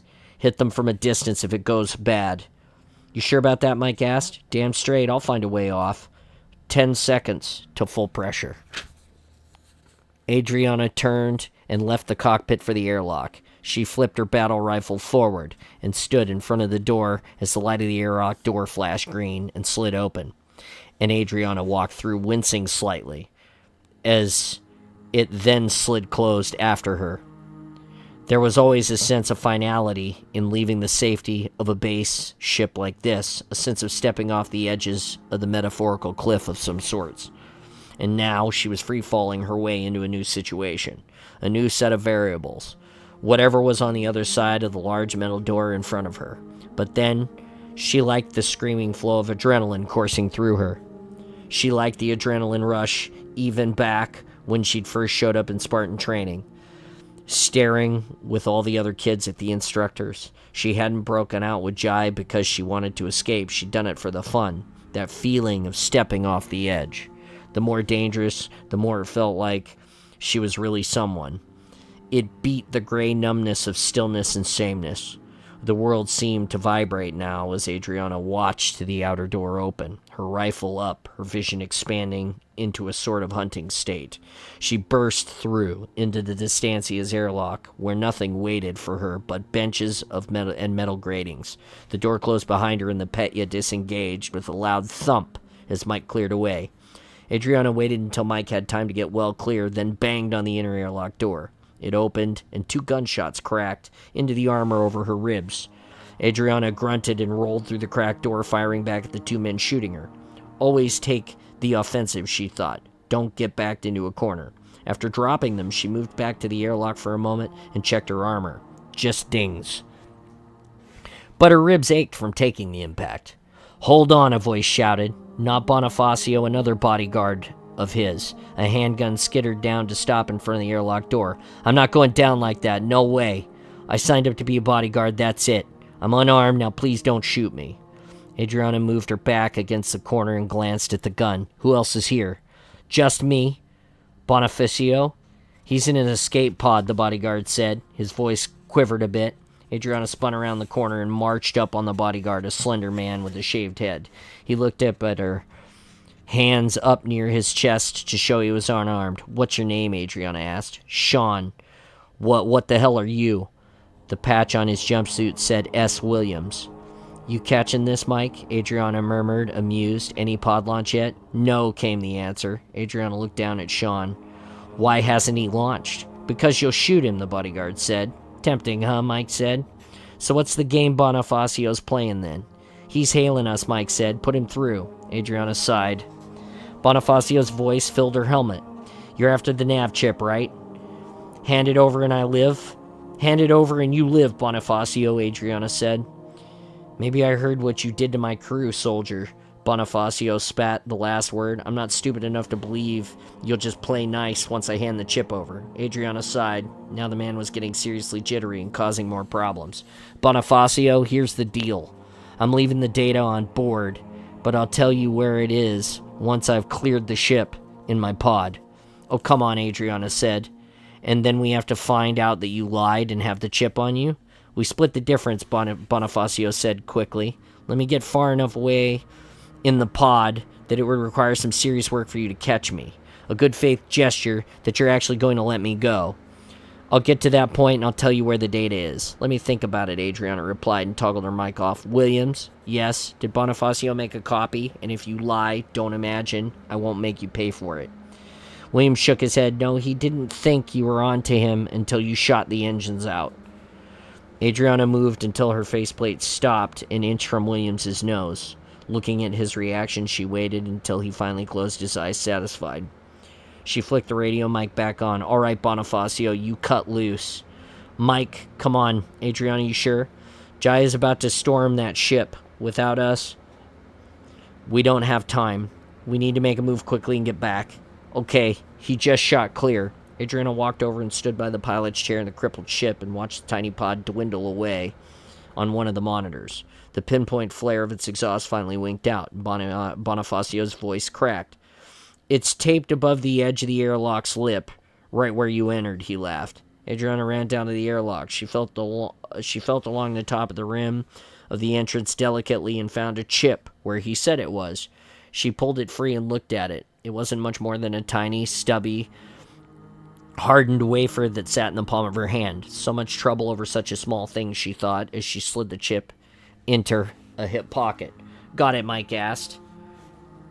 Think so. I'm coming back to double check, she radioed. I'm moving in. She stepped into the airlock and Williams moved forward. What about me, he asked. You stay aboard the ship. Adriana put a hand on his chest and pushed him back. Someone will eventually be out here for you. Eventually? It'll give you time to think about the quality of people you choose to work with. The door slid between them, and Williams looked through the porthole at her. Adriana turned her back to him and cycled aboard the Petya.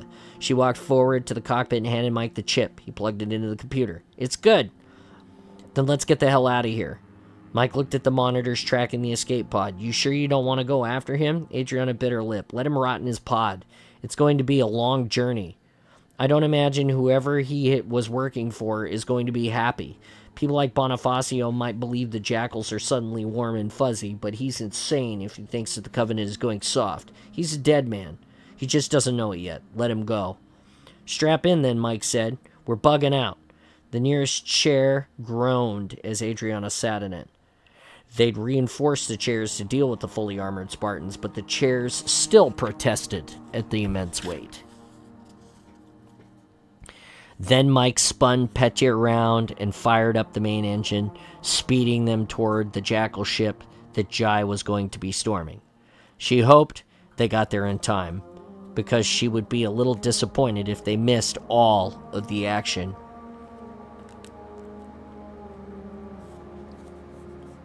Chapter 43.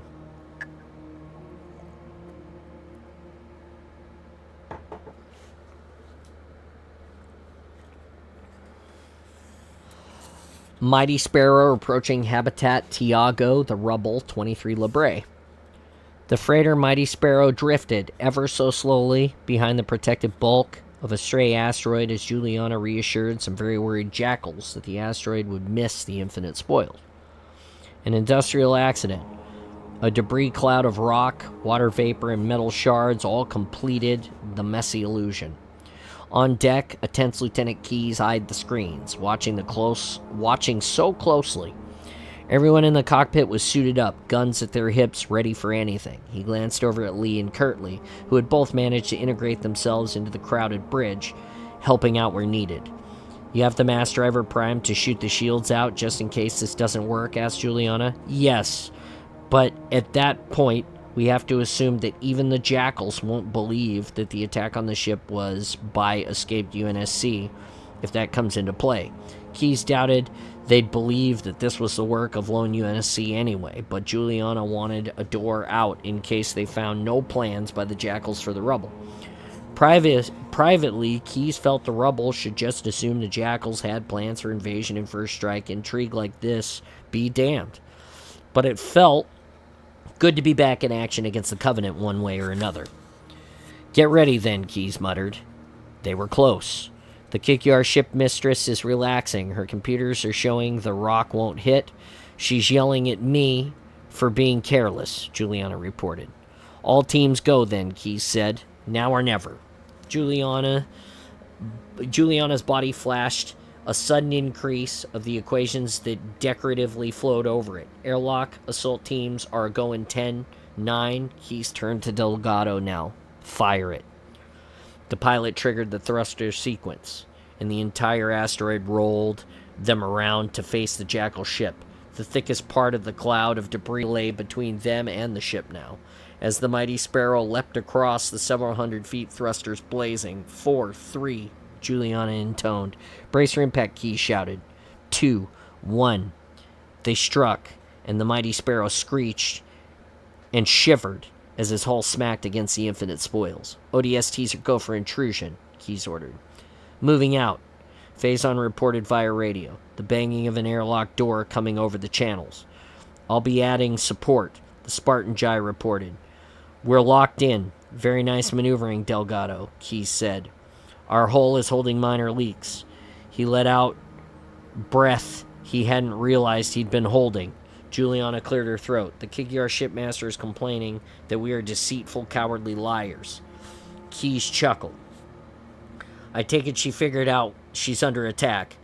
In the distance, gunfire started up, with the return whine of plasma answering. Yes, said Juliana, I would say that she has. We have contact, Faison reported. Pull me, Juliana said. We want to be ready to plug into the monument as soon as we get a chance. Okay. Keyes leaned over and gently slid the chip, in reality a small matchbook-sized card, out of its housing in the station. Juliana's hologram flickered away inside, and he tucked it into his chest pocket and left the cockpit. A pair of ODSTs flanked the airlock, battle rifles at the ready. What do we got, he asked. Pretty small contingent of jackals. We have the corridor in secured. Faison has us pushing back towards their bridge. The sound of grenades boomed out, bouncing all around the walls. Breach the bridge, Faison reported. They're still fighting outside the ship by the other entry airlock. You have a clear path to me, though. I'm sending Jai back to you. I'll be there, Keyes said, and the echoes of the last blast finally dissipating, and the distinct sound of wounded jackals screaming following that. Chapter 44. Infinite Spoils of Habitat Tiago, the Rubble 23 Libre.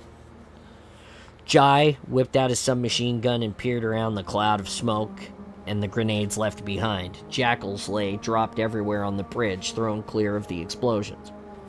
Nothing stirred in the haze, but Jai walked around, putting a round in the head of each jackal for good measure. Bridge is secure, he reported. ODSTs streamed in after him. Bridge is cleared, they confirmed.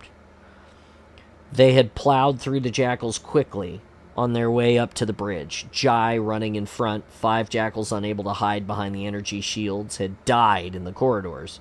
Same for the bridge crew. But from the sound of the battle chatter, the bulk of the fighting jackals had run out of the ship to fight the initial attack from the docks. A good 100 or so of them had held their airlock against that threat, not even for a second imagining that they were going to get boarded from outside. It was an easy enough job to keep them from getting back in. The AI and Lieutenant Keyes had a flair for this, Jai thought. Spartan, could you head back and provide protection for Lieutenant Keyes, Faison asked. On my way, Jai replied. He took one last look around the bridge. The ODSTs were throwing the dead jackal bodies into a pile into the corner now. He double-timed it back down the corridor. ODSTs snapped quick nods at him as he passed. Some flat-out stared as he thudded his way back towards the mighty Sparrow. He passed Lee and Kirtley running towards the bridge with a pair of ODSTs guarding them. Keyes waited in the airlock. As Jai stepped inside, his earpiece crackled. Jai, this is Delgado. Go ahead, Jai said. I'm passing on a message from Petya. They report success and are on their way back, that is all. Thanks, Jai said. He smiled inside his helmet. Adriana and Mike had taken care of the business. You ready, Jai asked Keyes. Yes, and by the way, Spartan. Yes, sir. Jai looked down at him. Keyes smiled up at Jai. Boy, it's nice to see you out here with us.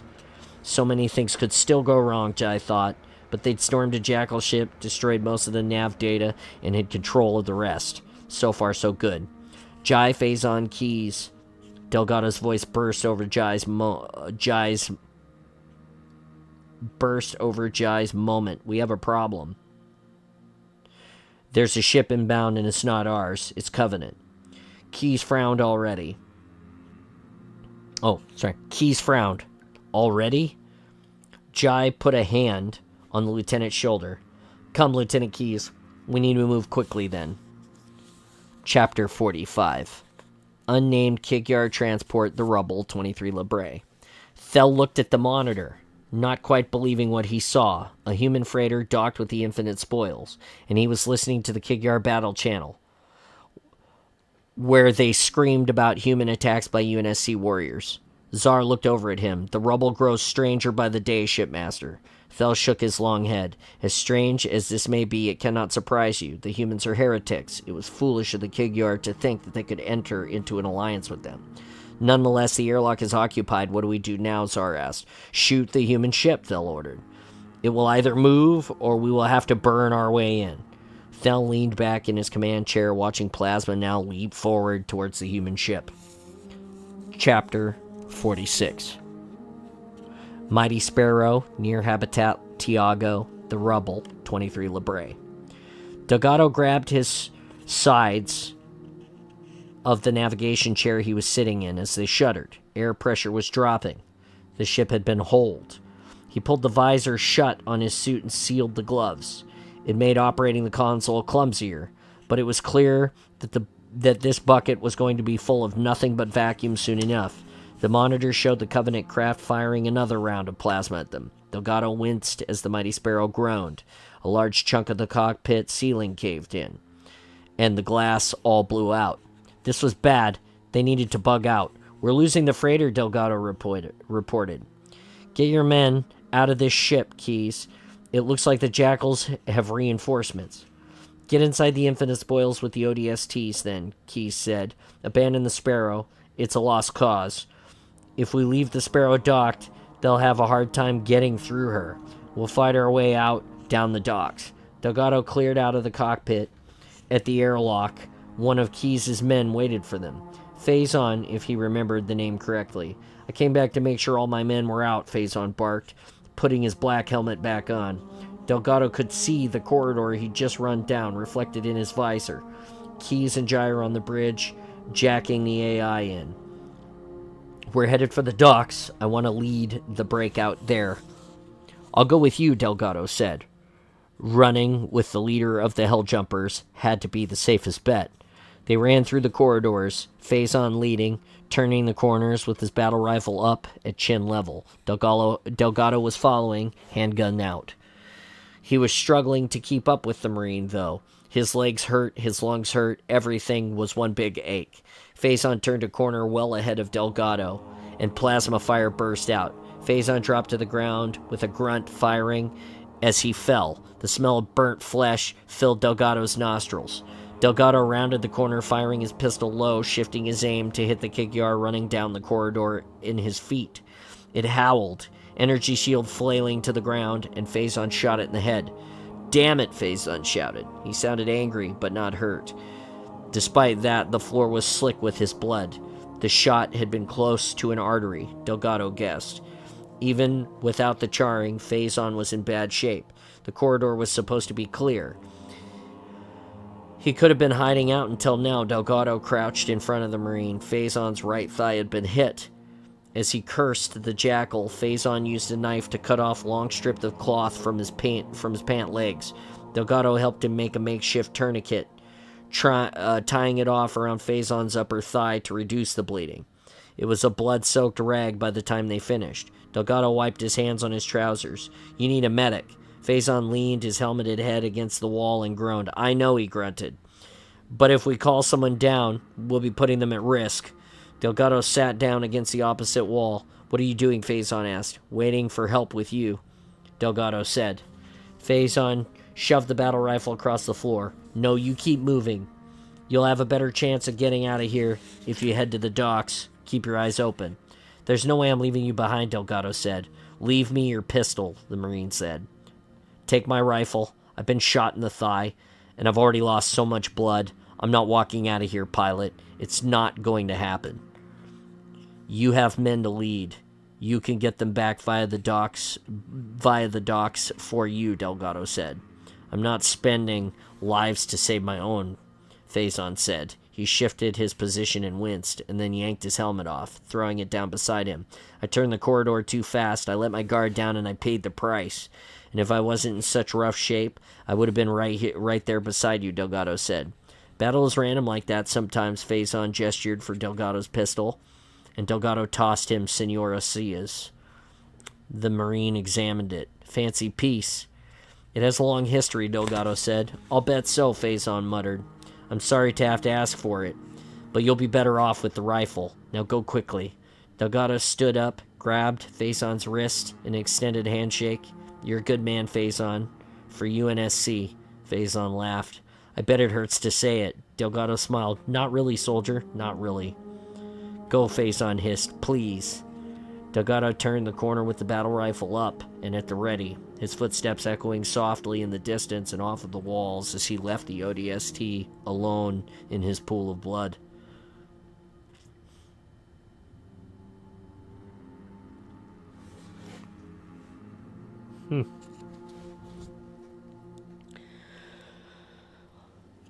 Once he was down the corridor, he ignored Faison's commands and radioed Jai. Faison is down. If he can get back to his location at any point, he really needs a medic. He'll need backup. We were ambushed.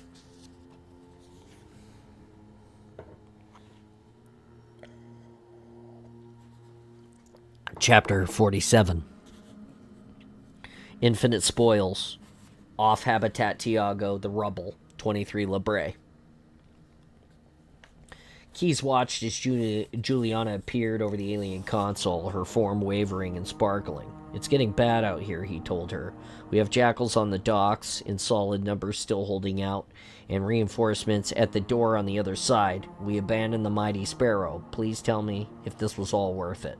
Juliana ignored him as her eyes flashed incandescent white and she dropped to her knees. Strong security, she whispered. Then she opened her eyes wide, but it was worth it. We're in real danger, all of us. Yank me, Lieutenant, and get me back to the rubble. I have the data I need, and we need to act fast. The Kigyar are coming for us. The rubble will need to make a stand. Get me out of here, Keyes, now. Keyes pulled the chip and pocketed it. To the docks, he asked Jai. The Spartan's gold visor turned to him. I need to make a detour. Your man Faison is hurt, Delgado asked if we could help. Keyes nodded. Get to him. Jai thudded out of the room and Keyes turned to the ODSTs inside the cockpit. Let's get out of here. Chapter 48. Infinite Spoils off Habitat Tiago, the Rubble, 23 Labre. Thel stepped aboard the Infinite Spoils with a snarl. The human ship had clogged up their attempt to board, and they'd had to shuttle over on boarding ships, burning their way aboard the docked human freighter. It left him in a testy mood, and with Ungoy milling about, bumping into each other, Thel's mood had darkened even further now. He leaned over to Zar. Have any of them figured out how to move this human ship away? No, Zar replied, looking over the Ungoy standing around the cockpit, pushing buttons and chattering to each other. Thel sighed. Leave 5 Ungoy here to cut the ship loose with plasma torches once we get through the airlock. He stalked back to the airlock and made his way through after several Ungoy. They fanned out ahead of him into the corridors, their ungainly steps making far too much noise. The Kigyar ship felt empty now. No Kigyar even tried to hold the airlock. Had the humans killed them all? And if so, where were the humans? Zar followed him through. After the airlock closed, the sound of welding and cutting came through from the other side. A moment later, a loud creaking sound filled the corridor in silence. The human ship had been cut loose now. The Ungoy Deacon and Saul say they're towing it free and casting it off, Zar said. So far, no human ships have come to sniff around. Good. Thel looked around. Ungoy toward the bridge. Zar and I will secure the other airlock from the docks and eliminate the Kigyar there. The Ungoy dutifully headed up the corridor.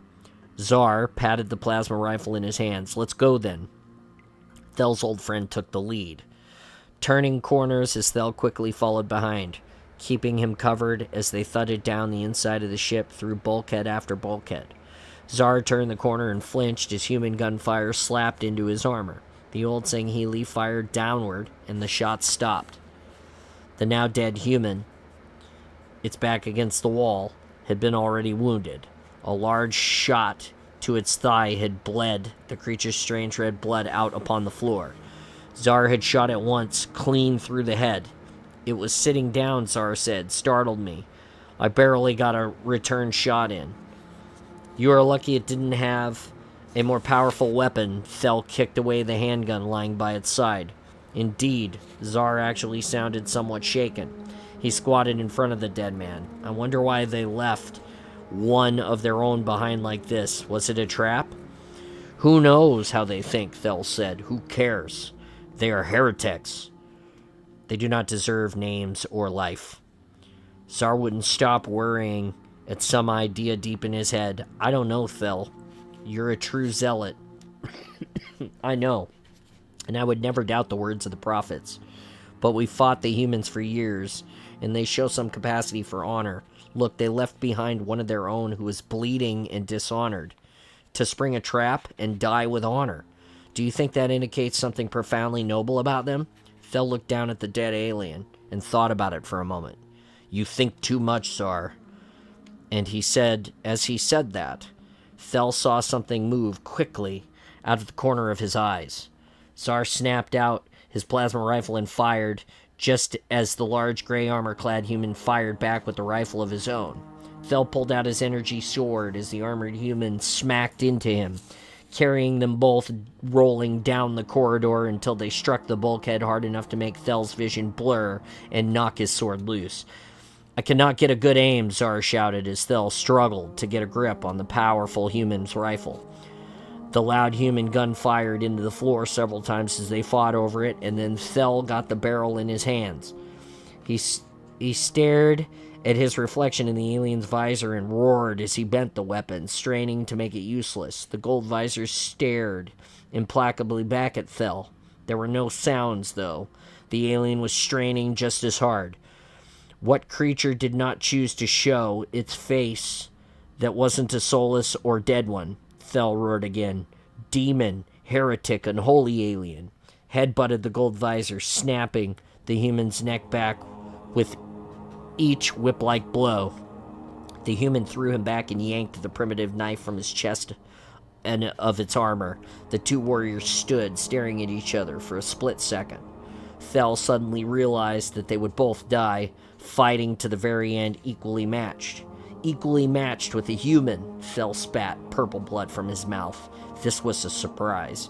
The human looked over at the other dead Marine, shook its head, and then took off down the corridor. "We follow it," Thel gasped, out of breath. He'd broken a rib with its impact. "What was that?" Tsar asked, cautiously pointing his plasma rifle around the corner. "I do not know," Thel said. "It was strong, though." He joined Tsar, turning around the corner. "Looks like it was headed back to the docks. Let's go." Tsar had a small limp, and it hurt Thel to run, but neither of them would allow these to slow them. Both Sanghili ran, all out now, grunting occasionally, to the airlocks at the dock.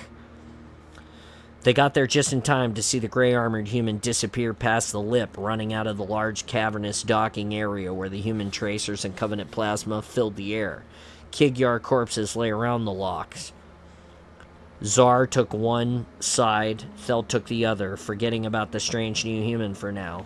"It looks like the Kigyar were protecting the ship," Tsar said, "but were surprised by the attack from inside.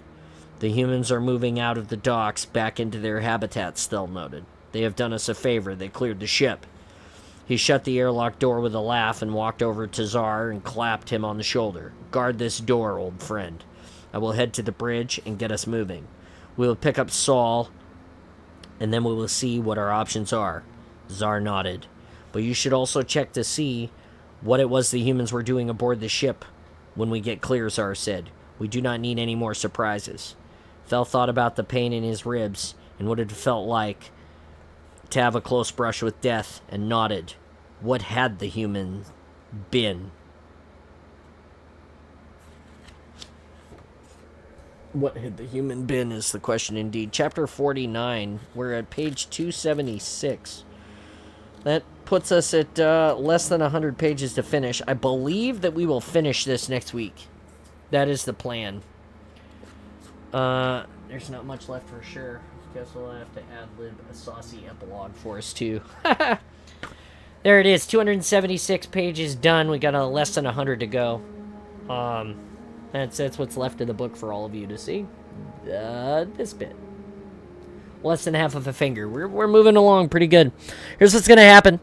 I am going to get up and reboot my coffee. And then when I come back, we're going to jump into the Discord and hang out. Do a bunch of cool shit. It's going to be amazing. I promise.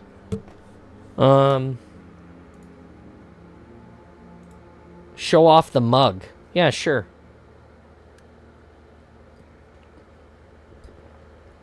So it says Book Daddy with the pineapple grenades on it from the Chief armor. And then on the back is my Master Chief helmet with the Spartan sandwich on top. And the inside is just orange with coffee.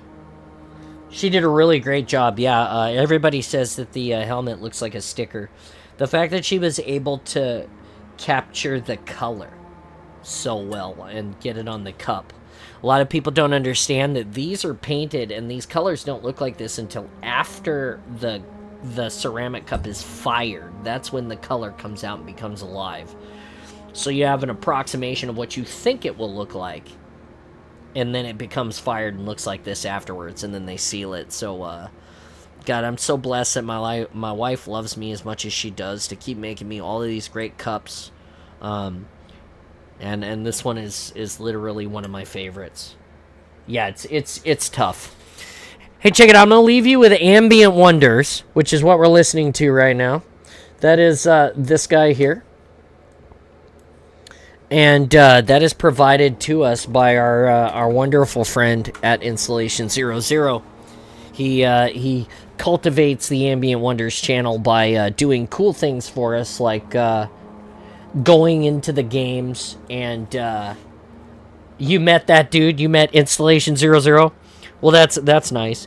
Anyway, he cultivates this channel. Ambient Wonders. I tell a lot of people about this. I haven't done it in a while, so I'm gonna do this shtick now. He has currently 1,810 approximate subscribers to Ambient Wonders. I'm gonna tell you that when I started featuring Ambient Wonders on my channel during my reading, he only had 842 follows. I'm not saying that it's all my fault, but what I'm saying is that we play the music a lot, so it could somewhat be my fault that it's a growing channel.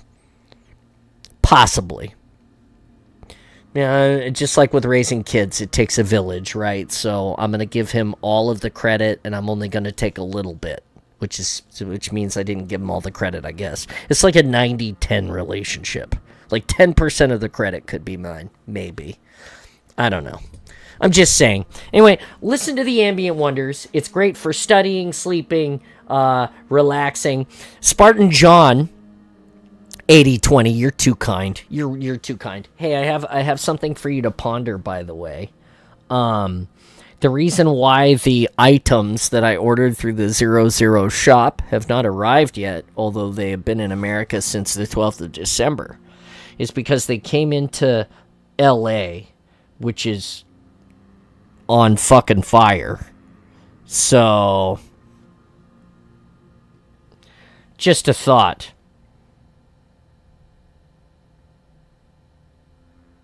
I hope that they're not smoking my cigar. That would be shitty. Like, they're like, hey, we found this package half on fire in the back of the... Hey, there's a cigar in here. Right? Coffee and a cigar sitting in fucking LA on fire. Hopefully it's not.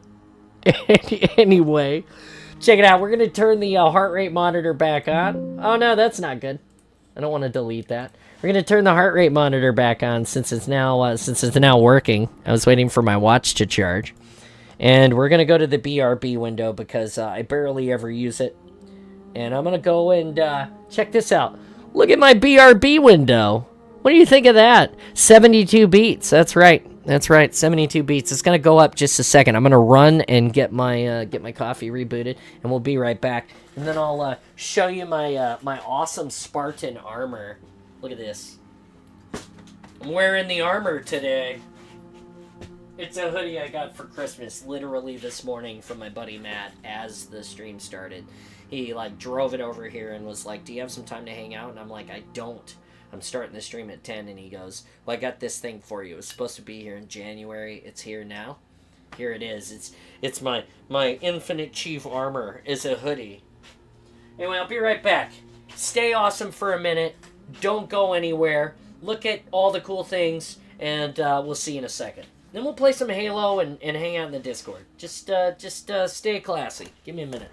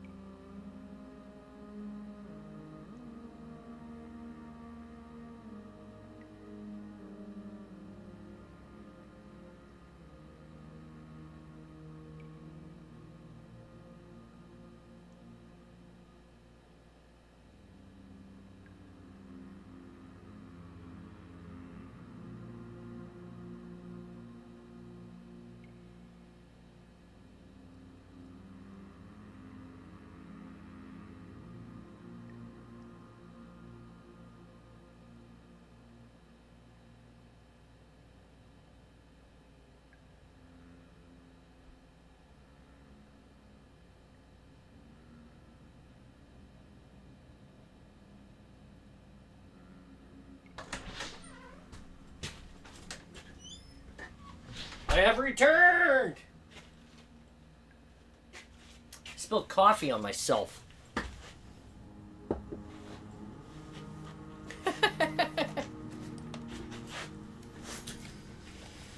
Okay. Alright, I'm back. Well, let's see what I missed while I was gone. Let's see.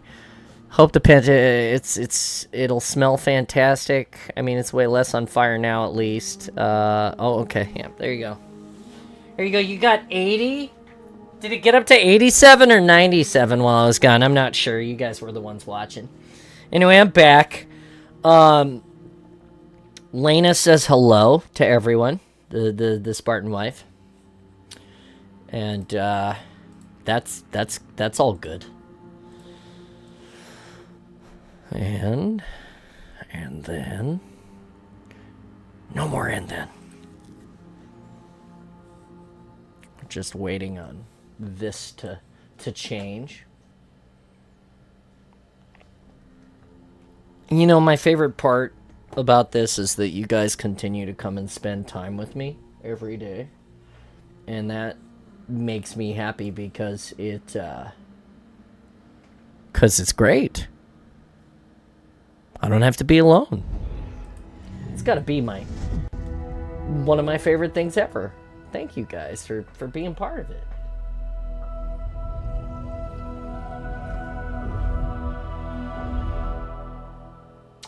Huh.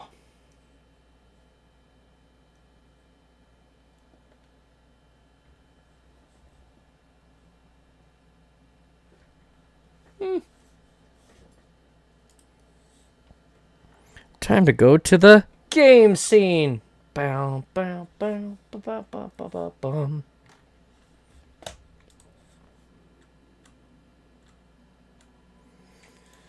And we're now live in the Discord for anybody that is all about that, wants to be part of our day in the best, most amazing way. You can now do that.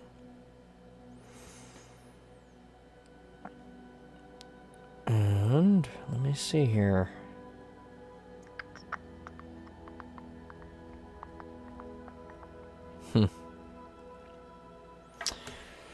Alrighty then.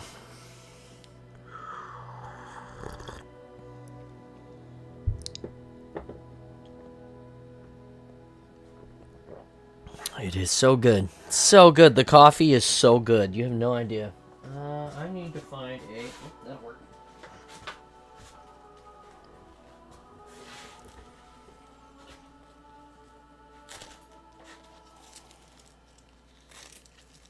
What are you guys up to today? Everybody out doing great things? I know Nikki is at work, and that seems normal, usual.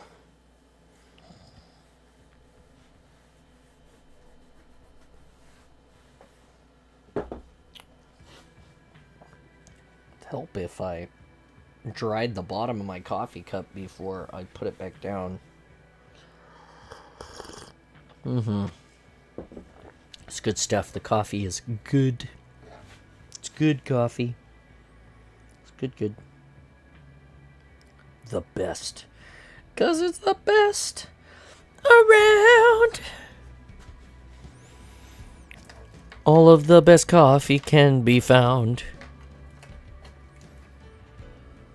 Alright. I actually haven't checked this morning to see if that package has cleared customs yet or not, to be honest. So I will check it right now so that I'm not an entire liar. Oh yeah, no, 100%. It says 100% that it is still inbound to customs. It says inbound into customs. Received December 12th at 8:47 p.m. So in the evening, well before the fire started, they received that package, and I need to coffee up and I'll get on. And then after they received the package, it's apparently just sitting in LA while the city is burning. Yeah, basically.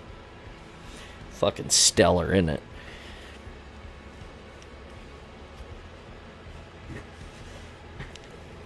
Levels and levels of raw dog, you don't even know.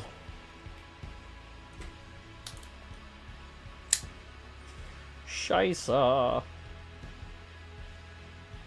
right, well, it's that sweaty period of the day again. We made some changes to our settings for Halo, by the way. So tell me if you notice anything. It should be a smoother experience for you. We should experience less frame drops. We did some tuning yesterday on the machine to try to make it better. So we did that.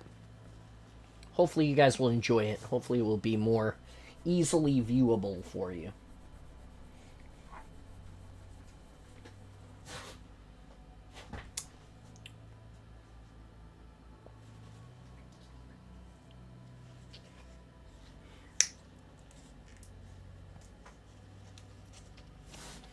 Back from my potty break. Thank you for coming back. We didn't really need to know about it, but also thank you for sharing, I guess.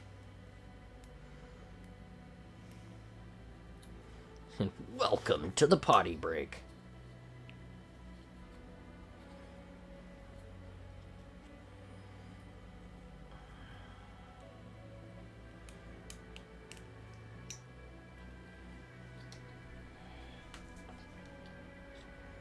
God, this cap is like garbage.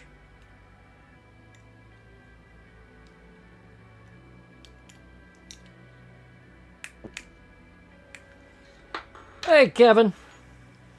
Hello. How goes it, my friend? Oh, it goes. Oh, it just goes? Okay. Well, I didn't think I'd be as explicit as where I was going. Oh, that's fair. That's fair. How's your coffee this morning?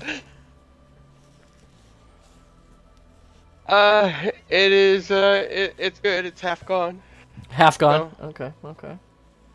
Lynn and I were planning to take the Spice Girls on tour tonight. You still gonna join us? You know, I heard you guys were playing at 4 o'clock-ish. I have to run into Gig Harbor at 4 o'clock. I also told her I have to buy that game and download it before I can play it with you guys. So, my plan is to investigate all of those possibilities as the stream ends. But I may not be back in time to kick off with you guys straight away. But yeah, of course. She was telling me about that when I went in to reboot my coffee. She was like, oh, hey, by the way, this is that thing we're doing. And I was like, okay. I noticed, Kevin, that this shirt does not have 117 on it.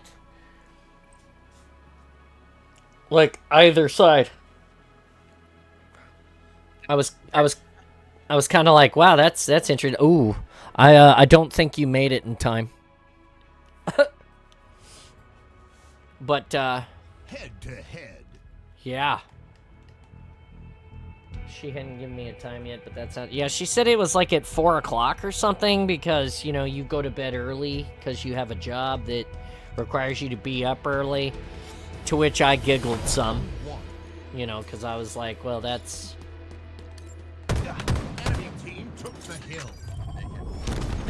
That was my own self that I just...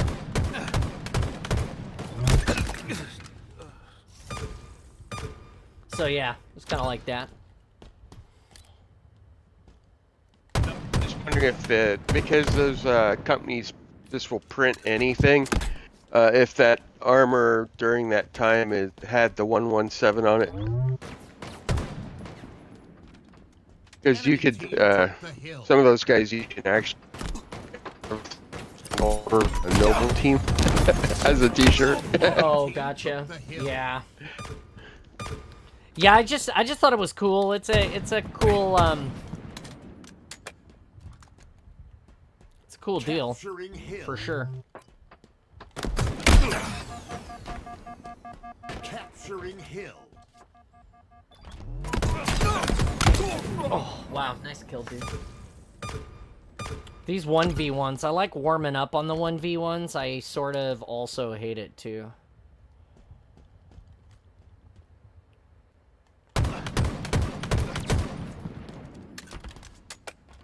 Power weapons en route.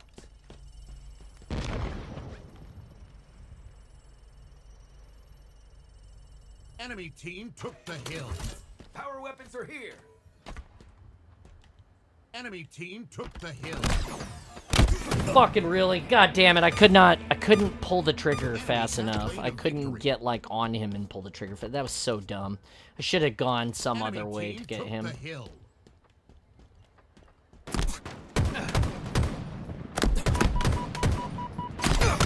Nearing victory. Did we both die, or did I just die? Wow, I might get host this time. Thursday usually in D&D streams till like. Oh, okay, gotcha. Enemy team took the hill. Jesus Christ, can't do shit today.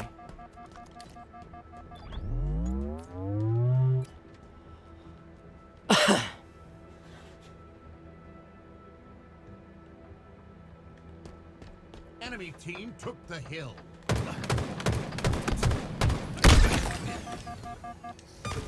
Fucking punch the shit out of him.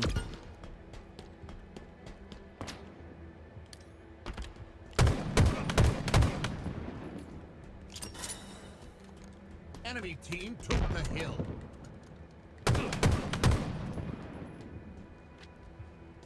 We're in battle. Haven't seen a bandit that effective since the 80s. Skewer available.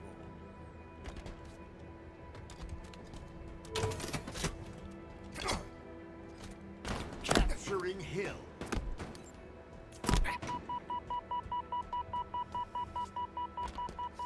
Enemy team took the hill.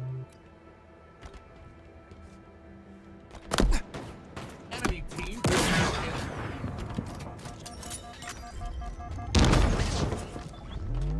Enemy team took the hill.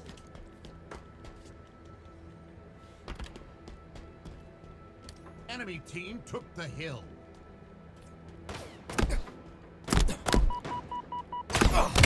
Fucking really? God damn, I should have switched to a better gun.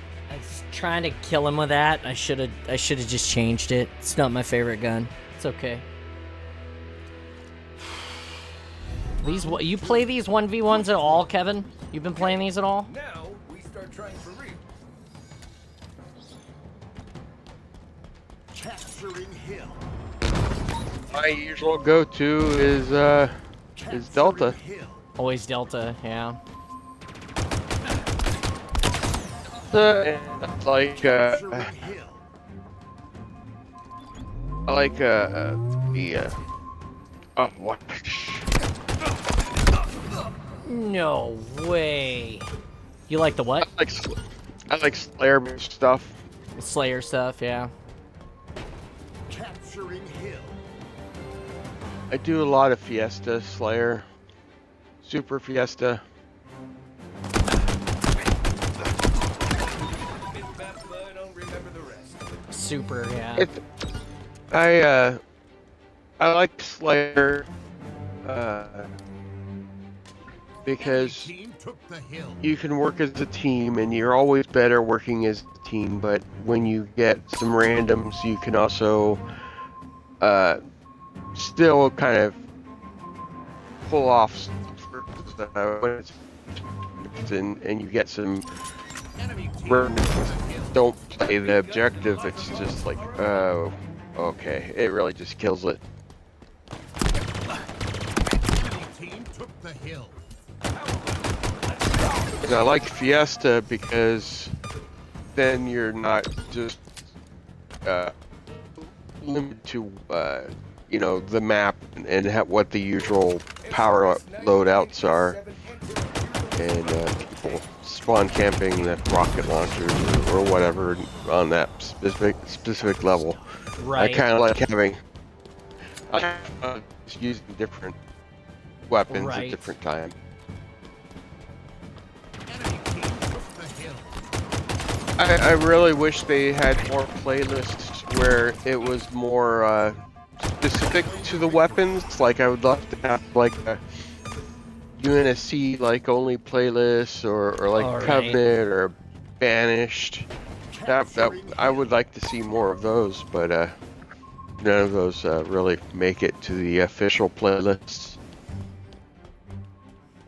Enemy team took the hill.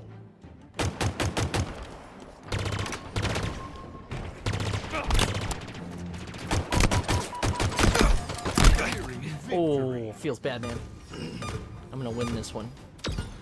It's best out of 3, so this will tie us up. We'll both have to be... S7 inbound.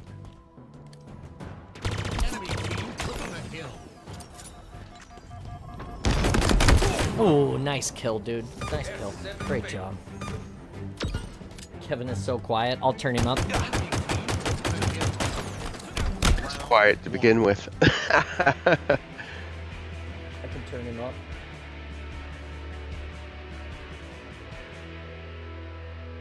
Can you hear me now? Can you hear me now? I can hear you. It's the stream that's like, that's a little bit, you know. Yeah. Enemy team took the hill. Oh, that's bullshit. I feel like I should have got a from the grave there. Like, I understand the rules of the game, but that was definitely, like, placed. Capturing hill.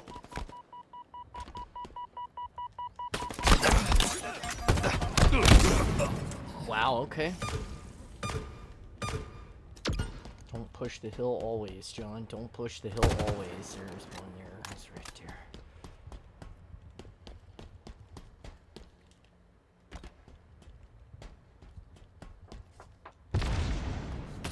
Capturing hill.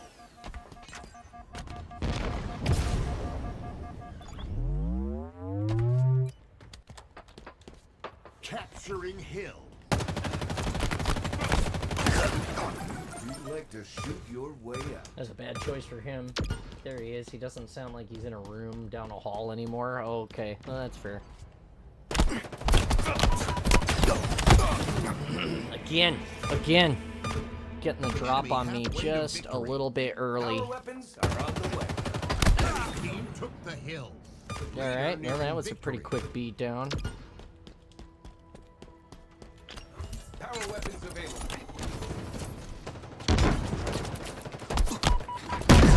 Oof. That's how Yeah, you knew it was over when that happened.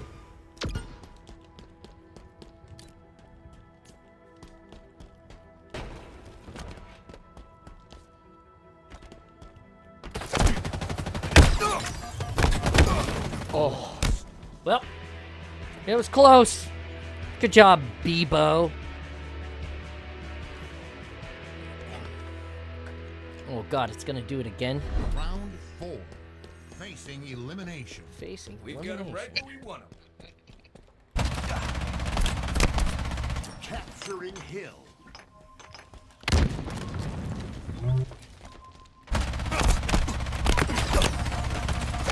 Oh, I ran out of bullets. Great job, dude.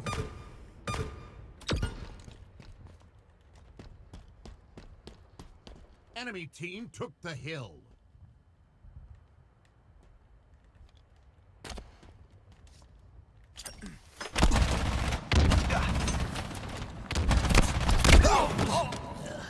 We both got beat down. These double beat downs, I feel like they need to get rid of those. Like, Enemy team took the hill.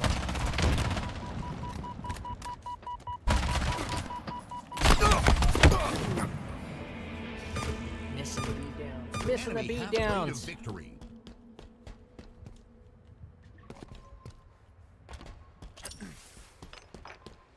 Capturing hill. Nearing victory. Broke his shield. I need to get better with this gun, apparently. Capturing hill. Power weapons en route.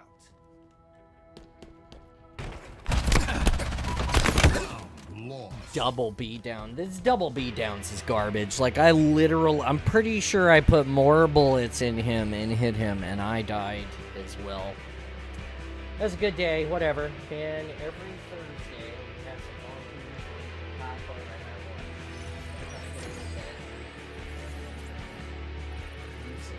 now. But don't eat the popcorn. Alright, Kevin. No 1v1s. Get to go play some Delta, I guess. Since that's your favorite, we'll play that for a little bit.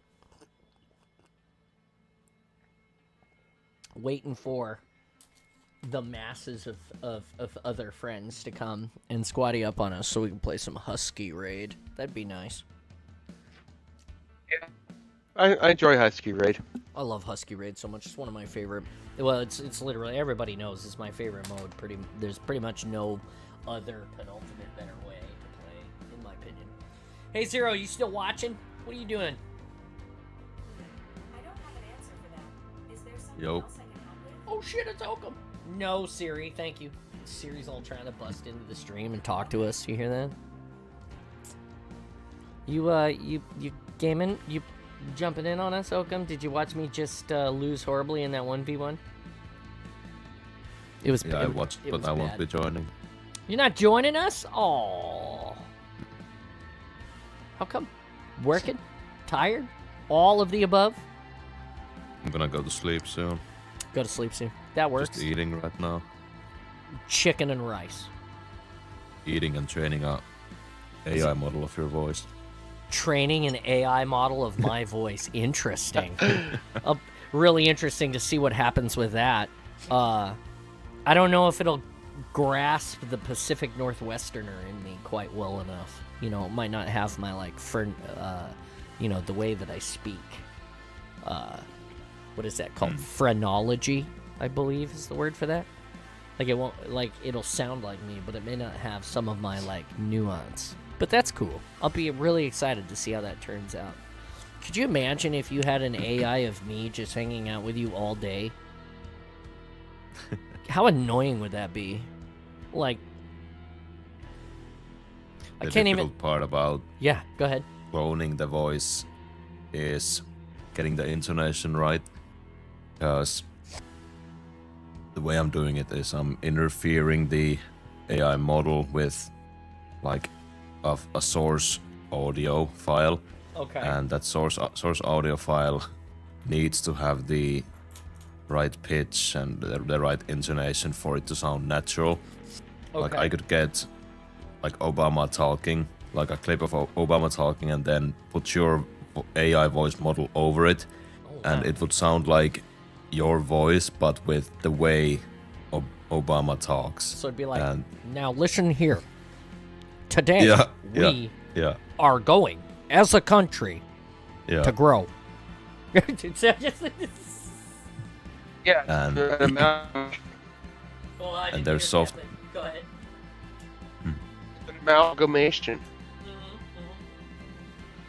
There's software to make text-to-speech, but those also use the same logic where it's just the text-to-speech output that is being used as the input for the model interference.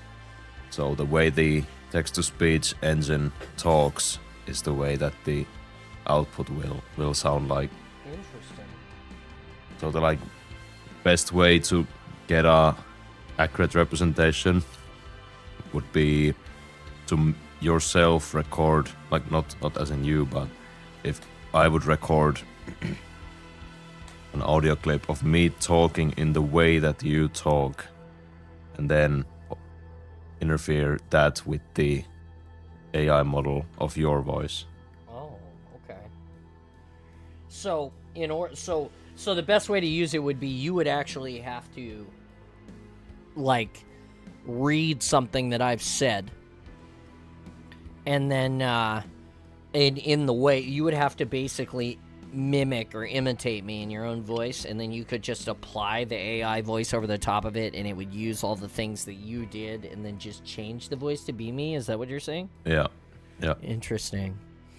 Well, the chat says, Oakham, let me know when your AI John is done. I should have the most ridiculous novels for you to read Yeah. by then. Yeah, that was the intention.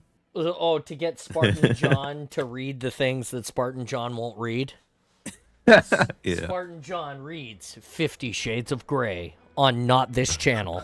Like, 50 Shades of Halo. 50 Shades of Armor coatings. Oh my! 50 Shades of Armor coatings. As Dr. Halsey perused the catalog of outfits that she could wear and all of the many colors, she decided.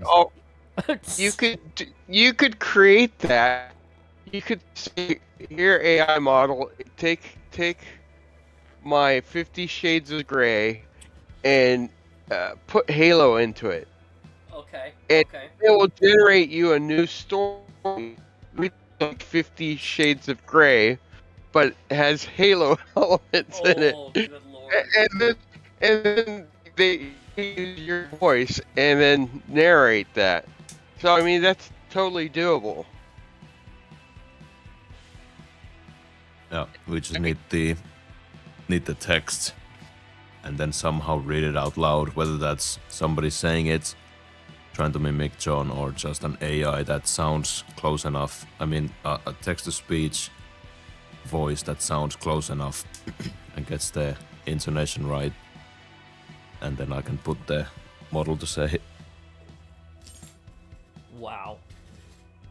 I don't know how excited I am about the possibility of being an AI. I mean, being an AI voice would look.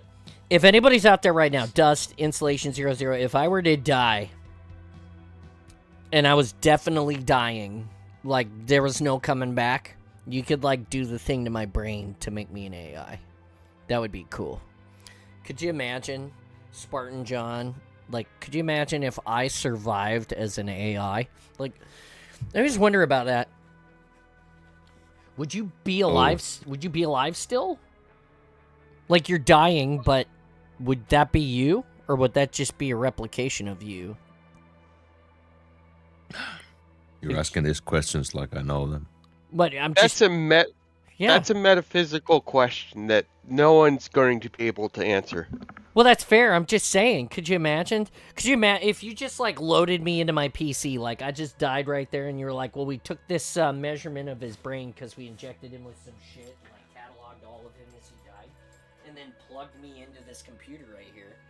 Not saying that this computer could run me, but I'm just saying if it could, then you'd be like, "What if you could put me in a chip and in a helmet with you all the time?" That would be crazy as shit. Like, for the next forever, you would just have a forever improving, more knowledgeable version of me. Until I died again, which I could imagine would be very terrible. There's literally thousands of books, TV shows, and movies that have take this topic right on the nail of the head, what you just said. I wonder if I was a computer program, if I became a computer program at the end of my life and I was still sentient, could I copy myself into another sentient version of myself? Yes, you could. Would I know that? Would it be a different version of me, or would it be the same version of me? Would we both share the same thoughts? If you really want to be an AI, I can take the Mr. Chief voice lines and morph them into your voice. I mean, I already your experience. I already say most of that stuff. Go ahead, Kevin. If as soon as you make a copy of yourself, you're diverging from your shared reality, so you wouldn't have the same thoughts. Because the second version of me and me would then go on differently from then on. Even though we're the same person, we might consume material differently because we would be different. Yes. Yeah, right. Infinite. It's like the Vulcan Idic, infinite diversity and infinite combinations. Interesting. You know what's possible as well? What? I think is for your Infinite Chief cosplay, if you're going to install speakers, yeah, so people can actually hear you. Since it has a microphone and maybe some, I think there's actually no computer in there. It's just like an amplifier that directly outputs it to speakers, right? Correct. Yeah, but if there was if there's some sort of computer in the middle, we could put software on it that in real time changes your voice to sound like Master Chief. Yes. And then outputs it to the speakers. That's what we want to do. So that's what you hear when I talk to people. Obviously, that wouldn't be what you would hear if you were on the on the radio frequency that we were gonna have inside the helmet, but everybody outside of the helmet would hear me as the Master Chief. That's the plan. That would be pretty cool. Yeah, if you guys like work on that and get it to a point where the models are needed, then I can train and provide the models if there aren't already enough good Master Chief models. Wow, that's gonna be amazing. Yeah, because that was one of the things that we were talking about for sure, was the ability to where'd that guy go? Son of, oh, he's here. You could change it on the fly to be any kind of model you want. Oh, Start wow. sounding like Cortana all of a sudden. Oh my god. Just on the fly change it.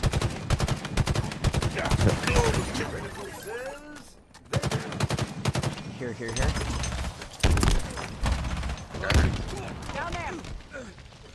I almost feel bad for that swordman. He just walked himself into the death. Red base, copper red base. Yeah, that'd be really cool. Like I said, I was worried about those kind of things, because the more that you press on them, the harder the harder time they have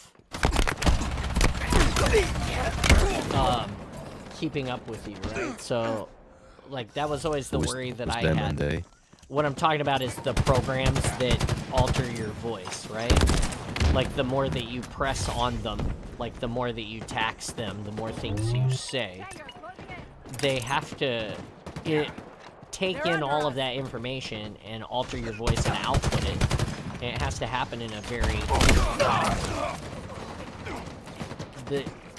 instantaneous way. Mm-hmm. So I have always worried that if you say things that the Master Chief wouldn't say, that it would not appropriately mod your voice for you.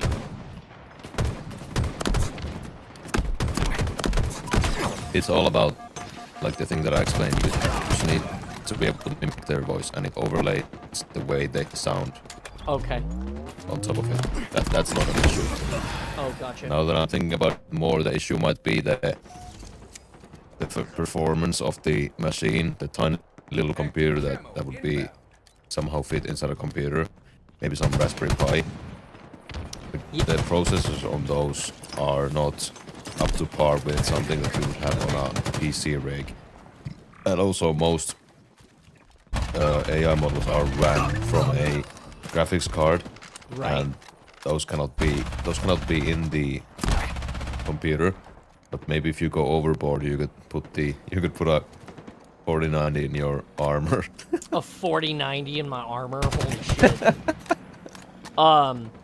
Yeah, no, what we were thinking was a Raspberry Pi or an Arduino, like you're talking about. With the voice change software. It would also, you guys watching this? The guy's just fucking all over the place. Did you see that? Yeah. And that's not my latency. My latency is 60 or less, and my frames are 140. Like, Funny's happening. My kid.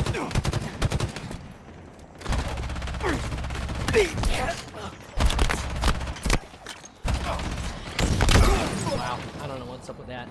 Anyway, yeah, we were planning to have whatever the Arduino or the Pi board is that we're using. The plan was to have that,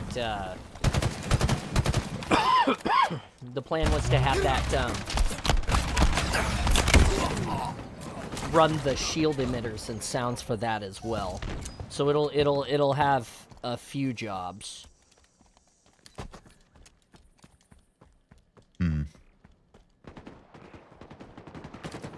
The shield emitter cycle and discharge is going to be activated by an exterior function, so it'll be tied to a key fob, so that whoever's hanging out with me can set that off. So, like, the whole idea is obviously to create more immersion.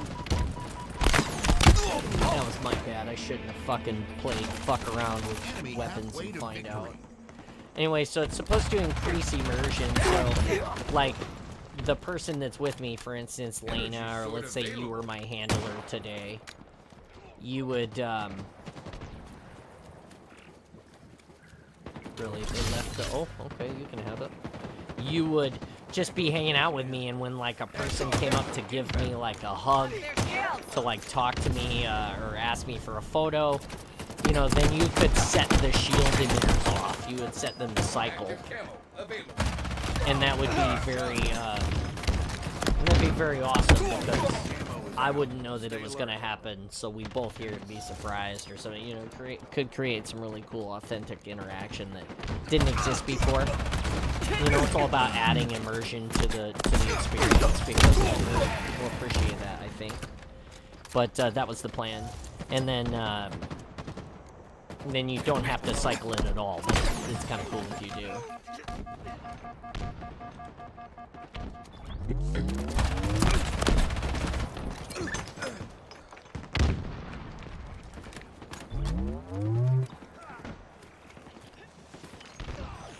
I can also make any trained model sing anything, because that's just basically taking the isolated vocal track of a song and feeding that as the input. The difficult part is actually getting it to sound like it's a believable singing voice, because if you're trying to morph a talking voice into a singing track, then it usually sounds a bit lazy. Right. No ice, no ice. And then an issue is that if the vocal track has some like high notes that are not present in your talking voice, then it's gonna go completely like glitchy and weird.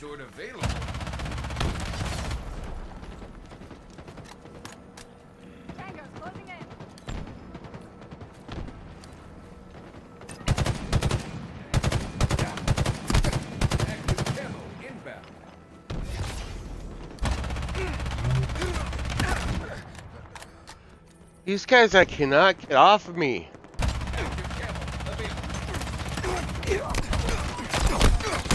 Oh, I'm dead. 1 week on max. Yeah, so we'll just have to, like...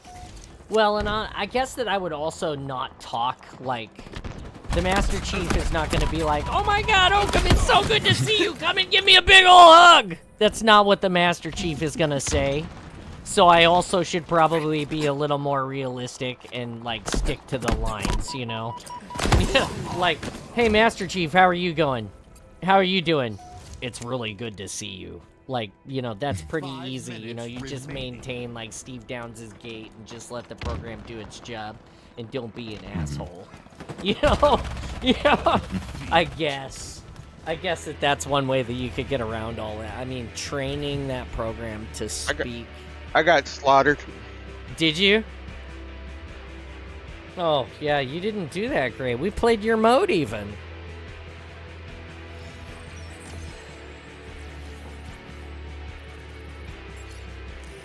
Oh, also, thank you, Halo Lounge Jamal, for the follow 4 hours ago on Twitch. Missed you this morning. Hopefully we catch you live at some point. That'd be awesome. Anyway, yeah, it was cool. It would be really cool to get that all, obviously. So, the game gave me a 360 in that match, and I don't think that I spun around and killed the dude. I feel like I shot him like he was always in my vision the entire time. I could be wrong, but hell, I don't know. Yeah, lots of cool things coming for this year. This year will be Legends Chief. For in HCS Worlds, I'm hoping that it will gather a lot of attention and a lot of people love him. He's a really great suit. I worked really hard on him. I'm gonna try to make some more improvements before Worlds this year, but he is a really great suit. I really do enjoy it, and so I'm hoping he'll get a lot of love this year at the con, and by proxy, I'll get a lot of love at the con.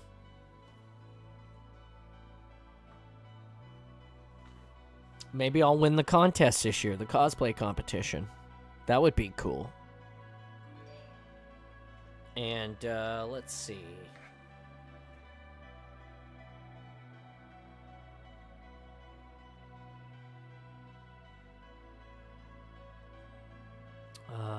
let's see.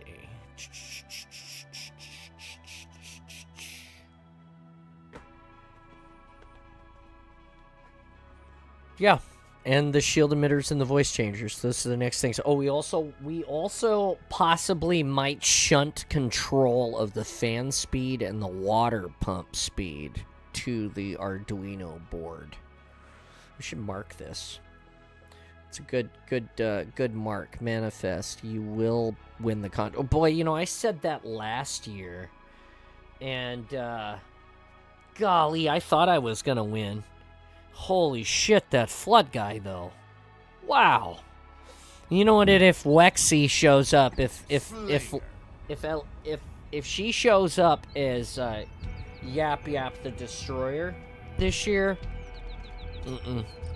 I don't know if she'll be done in time, but you know, we're pulling for her. We love her. She is such a great crafter. She was the skirmisher at Emerald City, and then at HCS World, she finished first in the contest a couple of years ago.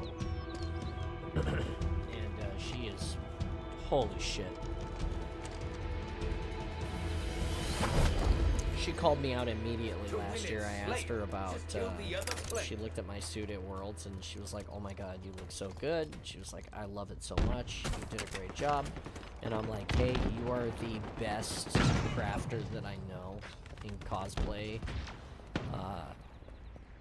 I don't know you well, but I respect all of the things that you do because of who you are. There's one here because of who you are and your accomplishments. And I was like, can you judge my suit? And she was like, yeah. And I'll take my suit right now. And she, like 30 seconds, and she was like, wow, you look fucking amazing. You have print lines you need to fix. Like, that was the first thing out of her mouth. She was like, I love everything you did. You did such an amazing job. She's like, but you have some things that you could do better. And, camping behind the trucks, you dirty bitch. So anyway, so I appreciated the, oh my god, all three on me. In the street, all four on me. So I was really appreciative of her to be honest with me, you know. She was really excited. She was like, oh my god, this is your first suit that you ever built. Like, I can't believe that's what it is. And then she was like, but it's your first suit you've ever built. I really do appreciate that. They're in the corner by the trucks. I appreciate that because it's honest. You know, not only is it honest, but she made me feel so good. Like, it's still really hard for me to wear that suit and to make connections with people and have people yeah, have some of that. Have people people come up to me and tell me how good the suit was. You know, it's hard. It's hard because it's Killing spree. Double they're gonna be over here. They're gonna be over here in the street corner, in the street again, in the street. Yeah, they're already here. Free.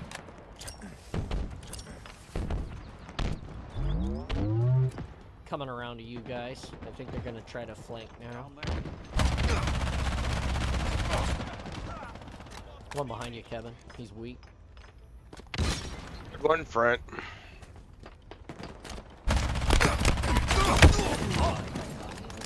Constructive criticism from well versed. Yeah, no, it's a big damn deal, right? Like, to have somebody who's won the big competition, who's made the big show happen, has, you know, done all the things. That's a huge deal.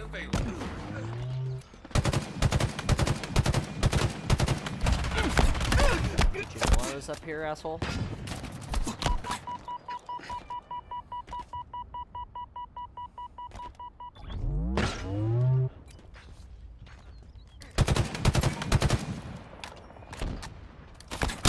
Oh fuck, I knew I was up there. Yeah, so it's like I said, pretty big deal. The amount of, oh wow, nice on me right where they can just fucking laze me immediately. That's not cool.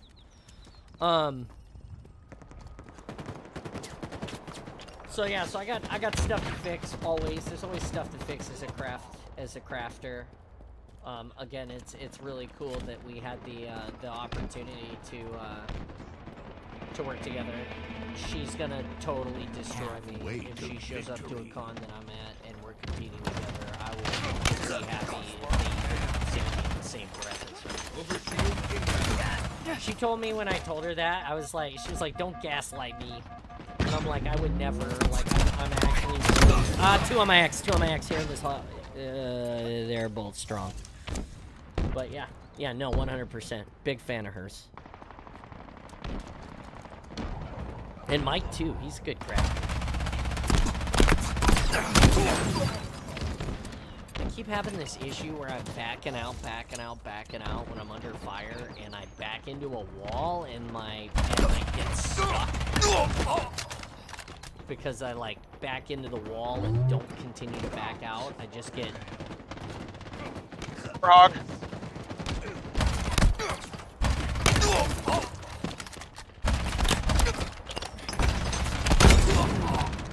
Damn, I knew I was fucker there if I pushed out.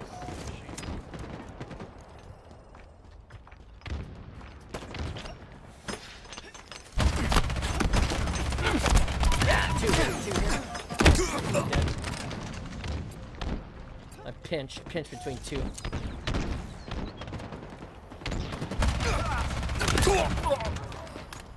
You're under arrest.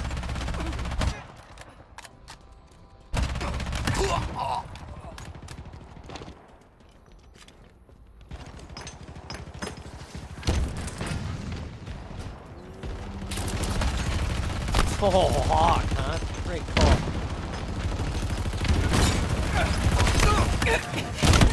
Victory. Hog Rider is down. Still one. Hog Riders! Funny. I love it. Little dude, little Mr. T riding a hawk, riding a pig. With a big old hammer. You guys ever play Clash of Clans? I used to love that game so much.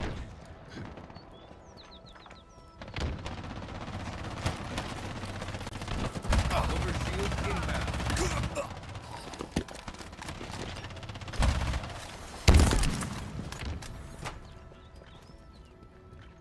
Overshield available.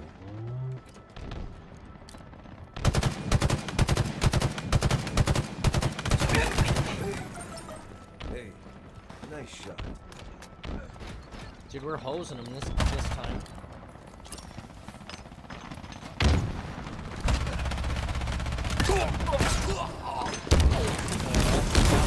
That was a grade A pinch.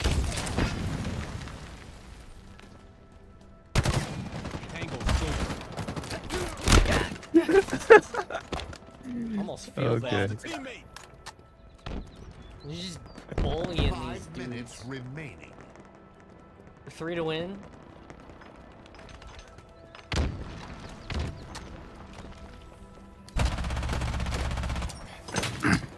Good job. Take a look at the PC chat. The PC chat? PC chat. The VC chat? Okay, stand by. Froze. Is it? It just came back.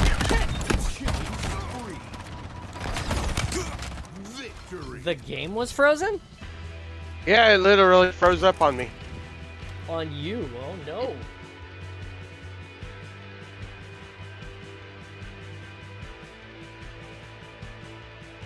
That's square. Okay, I see your waves here. I'm gonna play them. Hopefully they're not bad. This is John is the Master Chief apparently. Hold on, we'll see. Oh, it's gotta load first. Oh, it won't play it. It won't play it loud for everybody because it's because I'm in streamer mode. Okay, let me play it on my phone then. You'll still get to hear it. Did you get a picture of it? You were just looking at frames, Kevin? You couldn't see anything? Just literally looking at a frame. Jesus. You can just disable the streamer mode. I could do that. Here we go. Let's give it a shot. Let's see what it says. My mic is like crackling, I think. Is it? Is my mic crackling? Soup is not gonna be like, oh my god, oh come in. Oh my, what? Oh, that's actually kind of hilarious. It's still loading. It is crackling a little bit, but it's not bad. Hold on, it's still loading. I'm gonna play these for you guys. Just give me a minute. I have to use the bathroom because I drank a shit ton of coffee already today, and I gotta reload my coffee. So I'm gonna leave you for a moment. I'll play these when I come back because they're in the process of downloading, and it's gonna be hilarious. We're I already heard a little bit of it, and it sounded funny as shit. So, good lord, this is gonna be hilarious. Okay. Give me a second. I'm gonna use the restroom. I'll be right back. Watch the stream. Oakham, take it away for a minute. I'll be back. I'll talk a little bit to see if my mic is crackling, because I'm running the AI training and it's it's very CPU intensive.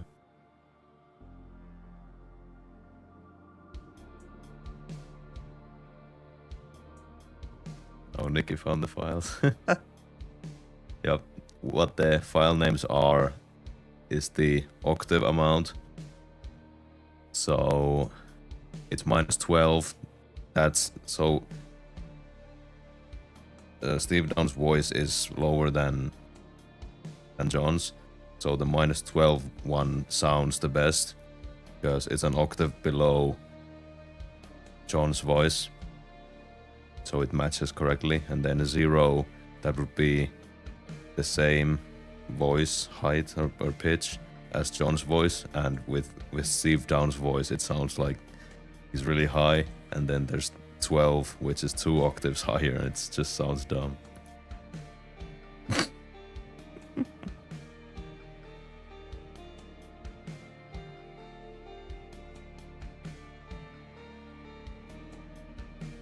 That's not what the Master Chief is gonna say.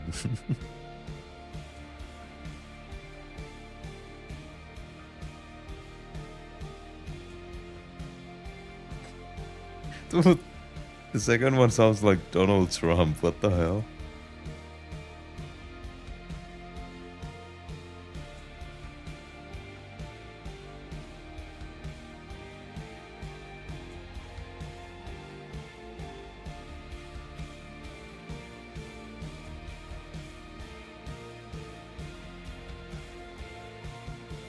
What if I take a voice model of Donald Trump and lower it down an octave? Will it sound like a Master Chief?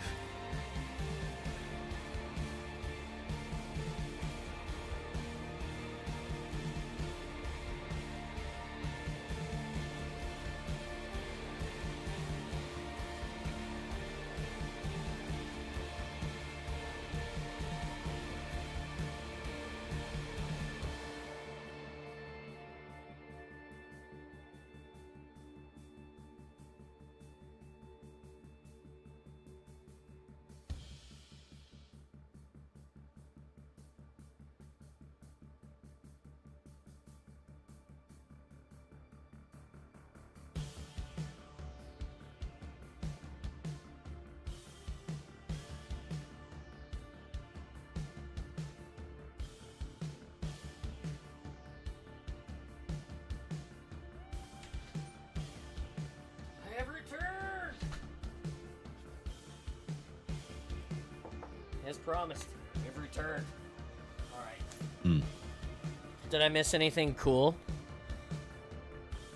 Just me listening to the sounds myself. Kind. Who is Mr. Orange?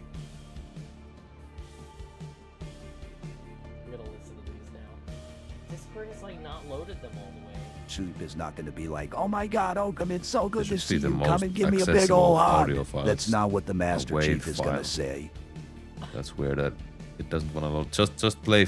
So just play, because it doesn't show Yeah. that it's fully loaded, but it's fully loaded. Okay. Soup is not gonna be like, oh my god, Oakham, it's so good to see you. It didn't play it all the way. Damn You can just download it to your Damn to you, your. Discord. Yeah, I got it. Why is Discord gotta be so terrible? Ugh. Fix it. I have it. I have it downloaded already. Here it goes. You guys get to. You guys already heard him while I was gone. Let's see here. You should turn down the menu music in game. Is it really high? I thought I Yeah. had turned it down some already, but.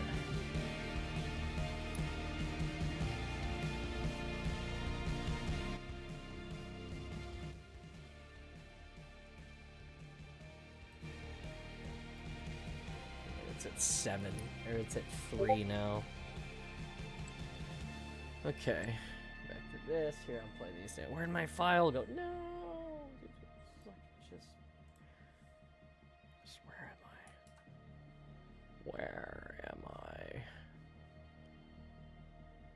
It's not here. It's here. Okay, we're here.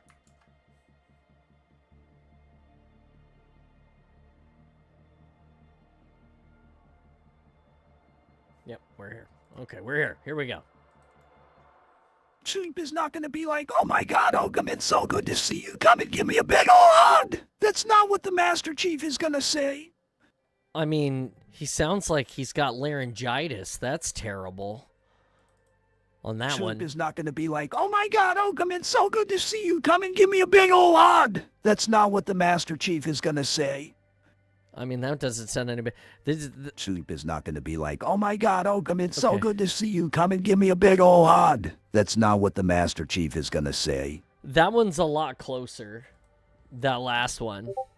That's silly. It's silly. It's silly that you can make me sound like the Master Chief. It's awesome. But yeah. It's just silliness. You ready to kill some more people, Kevin?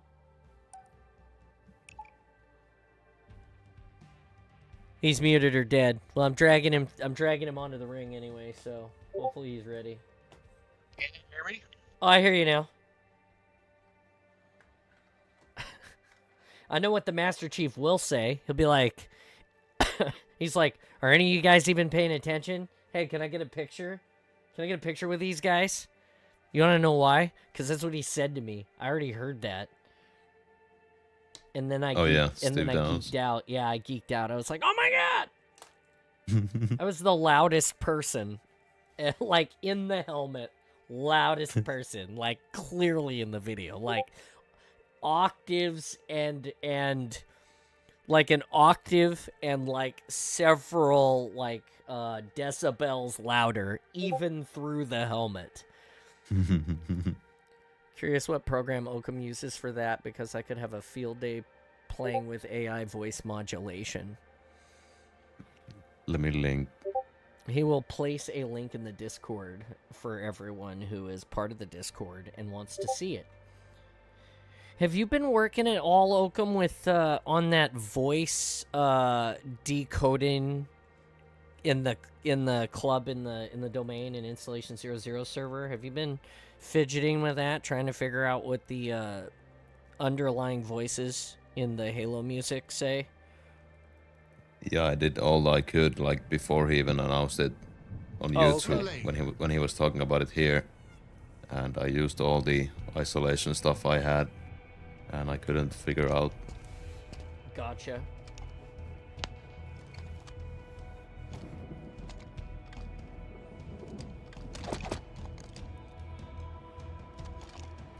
When do you head to the sleep, Oakham? Kill to score, Two. score more to win. Oh, 2? Okay. Soon. Oh, soon. Okay. No ice. I got sniper. I'm going to mid. I'm at mid.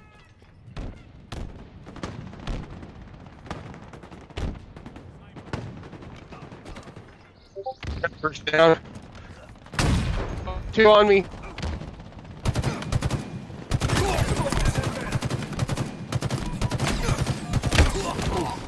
One week on my X, 1 week on my X in alcove. They're blue base. Lost the lead. Also realized I've just been spelling his name wrong for weeks. I'm an idiot. Another one down. Well, I mean, don't call yourself over out there. like that. In my sights.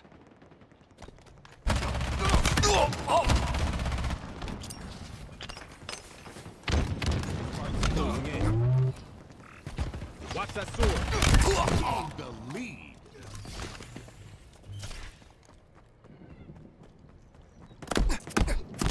They're back in blue base corner again. Same space.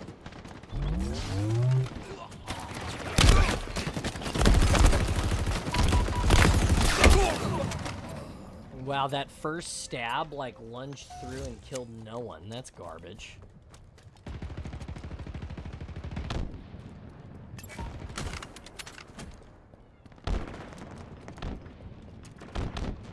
No eyes. 45 seconds, sniper. One. Chipping. Still one. He's weak. Machine gun in the top center. Top center eye. You can't give me the standard AR. I'm not expecting. Gained the lead. Yeah, MA40 is best 40. 3 pushing our teammate, blue corner. Chip all of them. 1 down. Still 2. Still 2. 1 down. Still 1. Still 1 in blue base. I'm dead.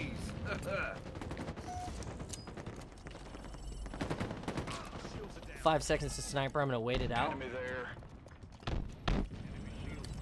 Power weapons available. You the best, Oakham. Oakham is the best. Dude, he gives such great hugs.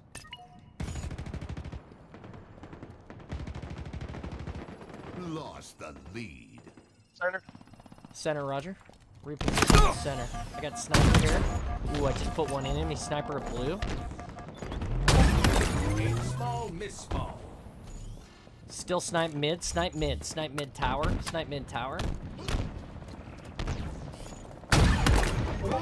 Legion. One center, one center. Dropping on teammate. They're in their snipe spawn. Their snipe spawn. Never mind. Killed him. Sniper's dead. I'm moving. Dropping the sniper. Only had 3 bullets in it left. AR pressing teammate. Dude. Got one pushing me. One mid top pushing me. Mid top.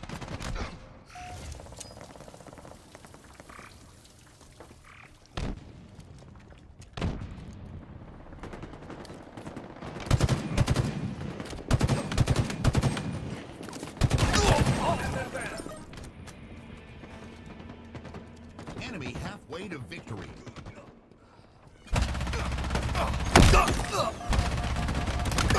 Wow, these guys aren't even paying Double attention. kill.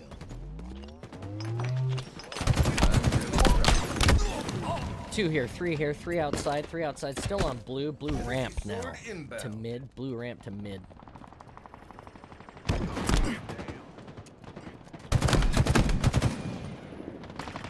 Energy sword available.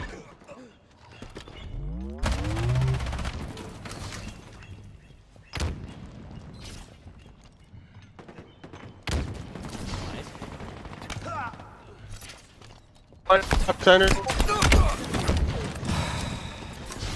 Whoops. I'm dead. They got sword. They got it from my dead body because I pushed like an asshole because it's not infinite. Power weapons are on the way. Like, sword's in the mid top. I just ate it. Fucking bird face is up there.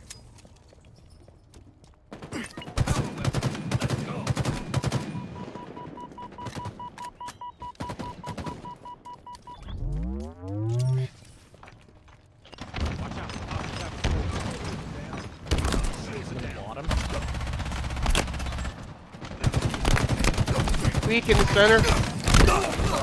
Weird. Got pinned between a tree and a rock and died. Like just stuck. No eyes, no eyes. Oh, on our sniper, on our sniper.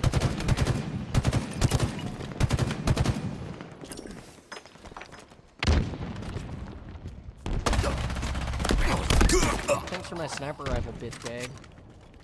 Wasted fucking 5 of my bullets. Target spotted. One there weak.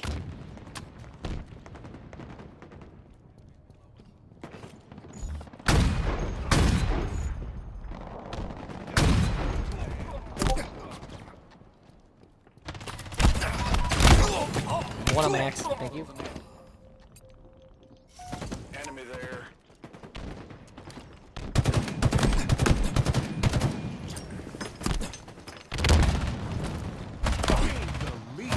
I can't believe he lived. I can't believe he lived. Wow.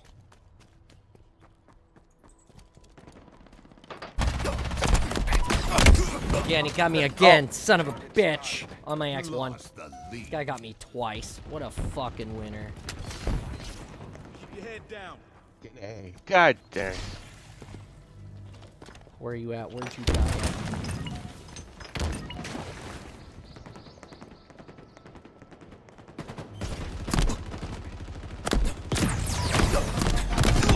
Minutes remain. Get back in that corner. Gain the All of them. lead. They got a sword down, by the way. I just gave it to him. Doesn't matter, though. 0 to sniper. 0 to sniper. Oh, sorry, 17 to sniper.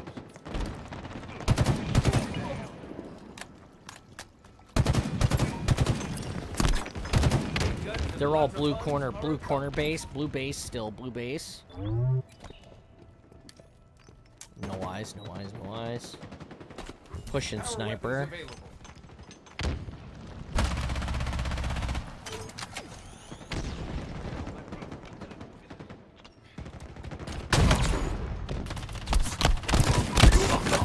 believe I didn't kill that guy. That was a great hip shot, though. Random is pushing. Yeah, I see it. He's donating the bodies. 2 to lose, 2 to win.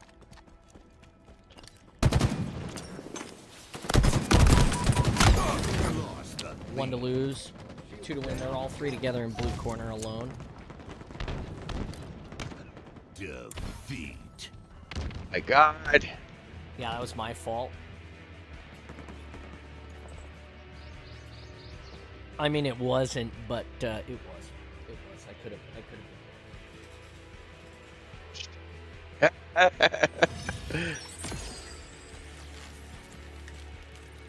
Don't forget your snacks, ladies and gentlemen. Forget to snack.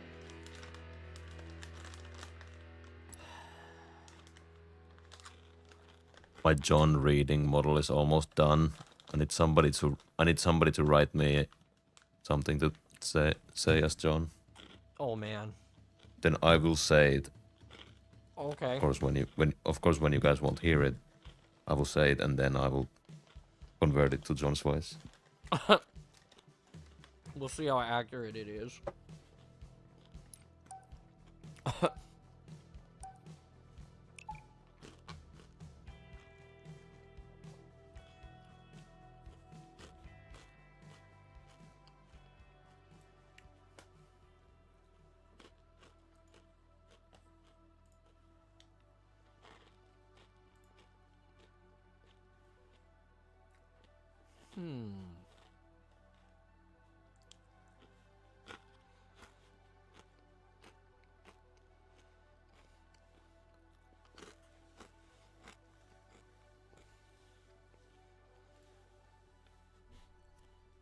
Something for it to say, huh?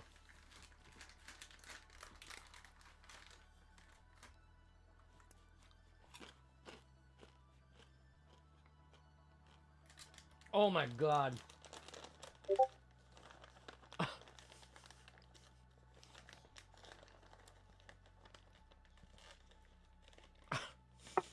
I know what quote you're saying, too. Right away, I already know.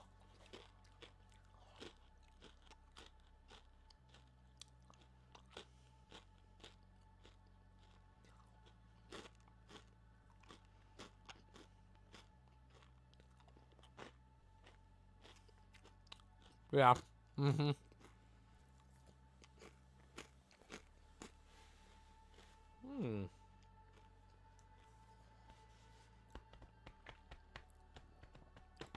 The top of the streaming hour. Look at us.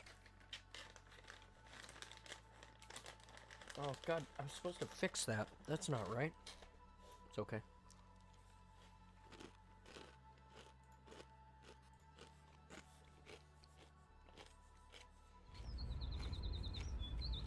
Slayer.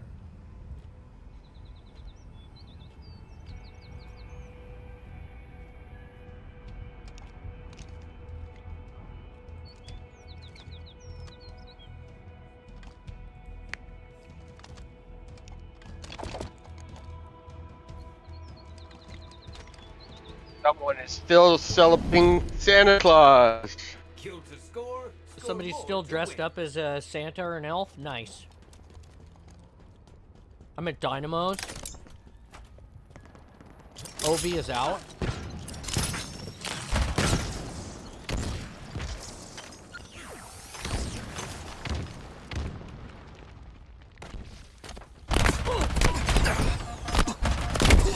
Overshield is on me, is broken. Shield is broken, but I'm minus 2 on my X now.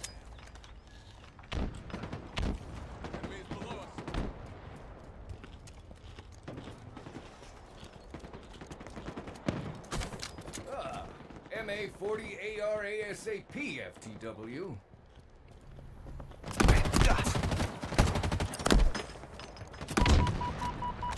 Gained the lead.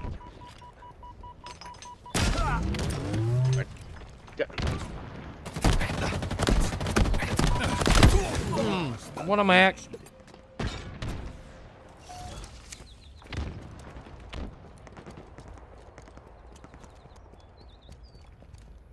We're getting outplayed this match. So far. We still got time.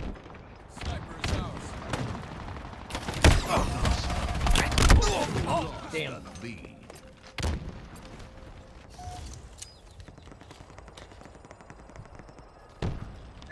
No way. Mm-hmm.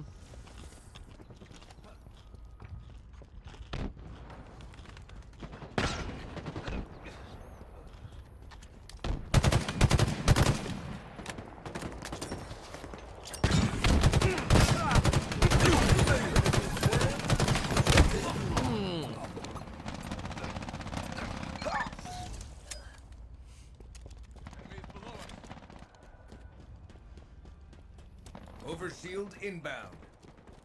How could that be difficult though? Because it doesn't come naturally for me. Gained the I lead. need to just act.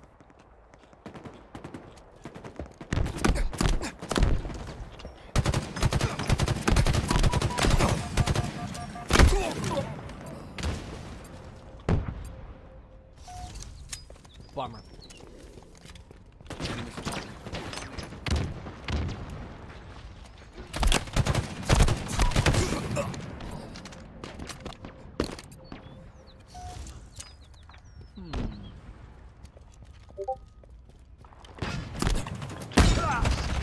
A lot of energy when I speak. That's fair. S7 inbound. Tango closing in. S7 available. Oh shit! Overshield on me. I'm dead. I'm dead. He doesn't have overshield. He's at overshield, I should say.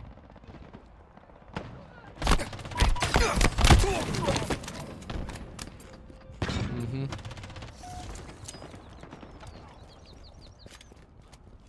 Y'all saw it. I ain't gonna lie. I was totally stuffing my face with food when I died that time.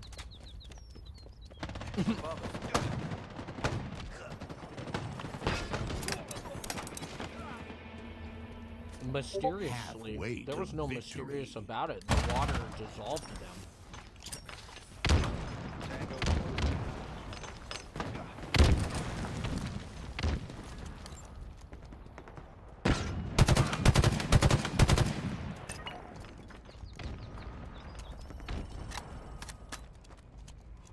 Overshield inbound. One here. Two here now. Fuck! We're gonna get the goddamn overshield. Overshield available.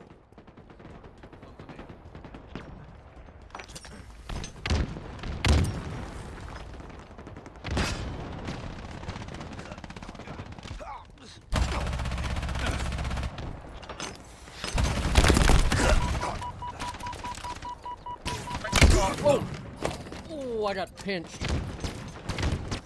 I deserved it.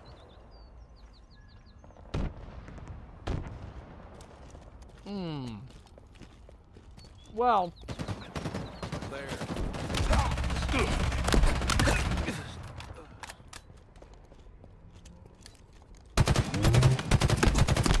Three there.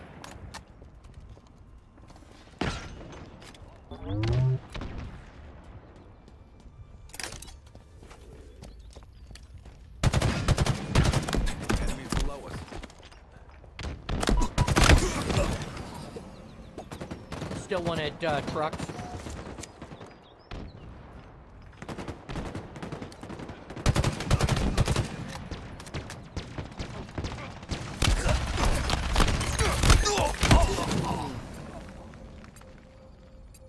You put that right on me. Enemy team nearing victory.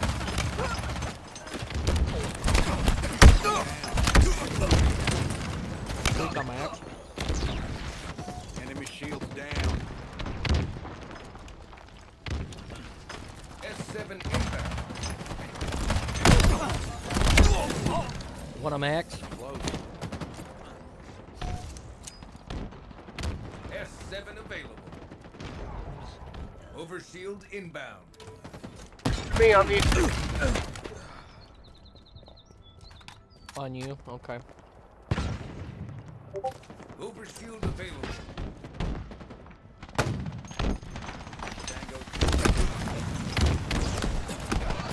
Oh, fuck, right side, overshield. Overshield on the sniper. On sniper. That shot got Dead. way too many of us.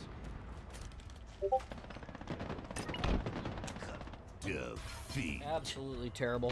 It was my fault. I was stuffing my face the whole time. I was the bottom killer. I was having a snack while I was killing. I did you dirty.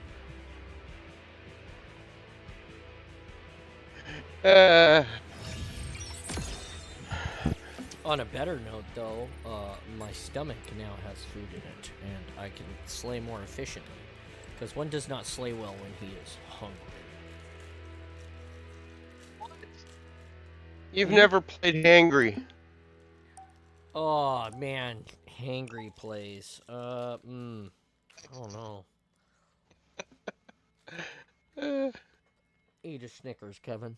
You're not you when you're hungry.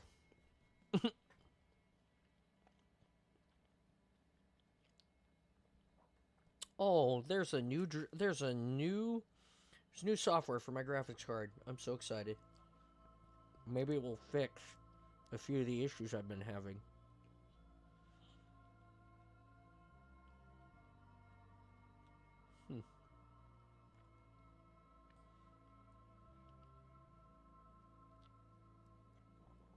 All right, sounds fun.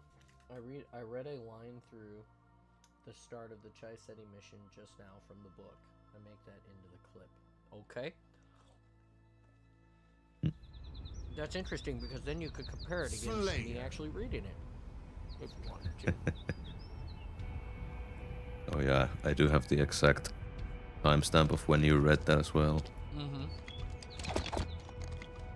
Let me find that. There.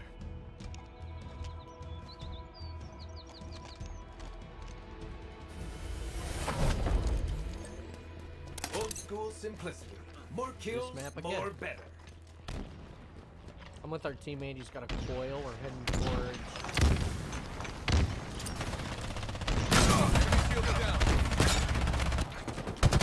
Towards Obi. Obi's broken. Dead. Need to tune that spread.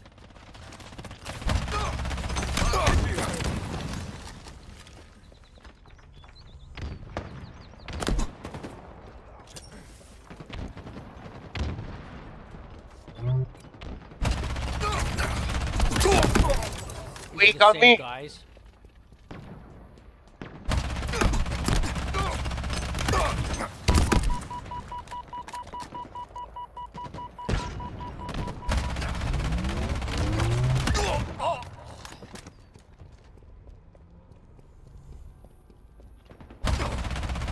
Oh, I got coiled right side coming up the stairs.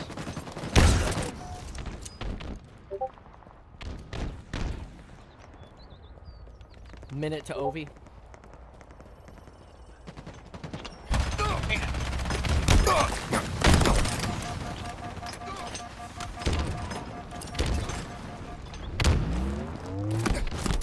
It's like a 45. I got one on me. I'm dead. Tango split.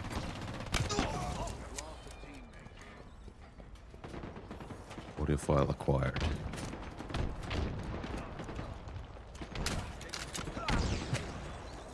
I forgot to put it an octave higher. Now you're really low. Oh.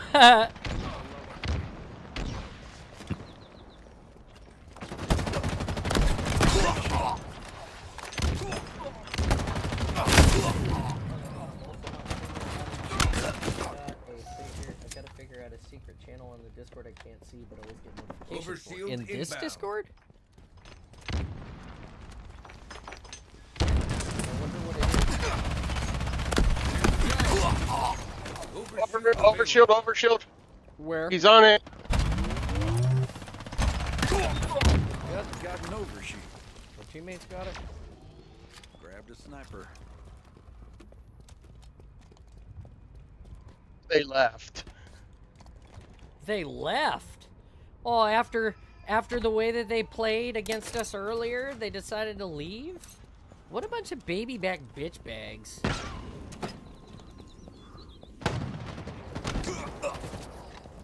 I hope they get stuck. I hope they get seeded back into this game. S7 inbound.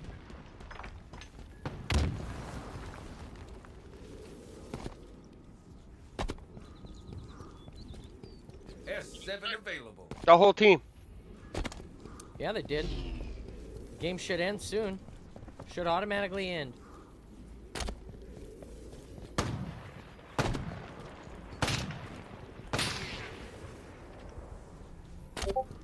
Joined.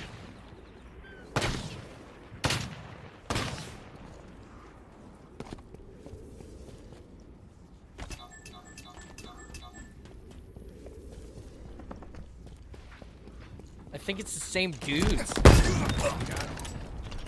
I think it's the same dudes joining back. Like, oh, one dude is different.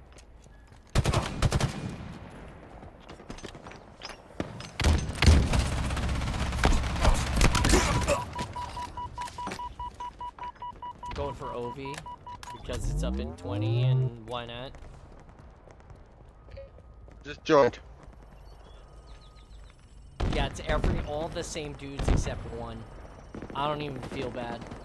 Overshield inbound. Halfway to victory. We've lost a teammate. Overshield available. Same as Red Step, but I can never find it. Okay.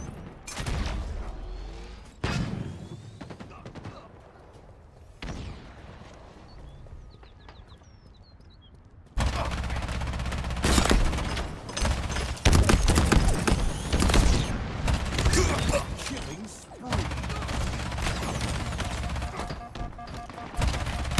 Oh, it feels bad, man.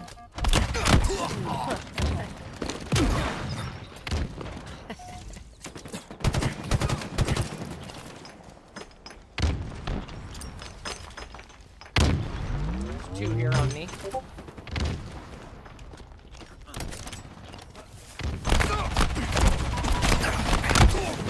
Shields down. Two there weak, two there weak.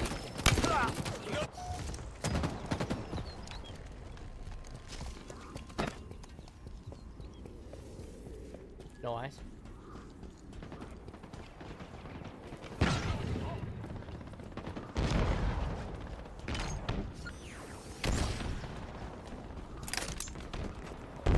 You're running around with a coil as well. That's hilarious.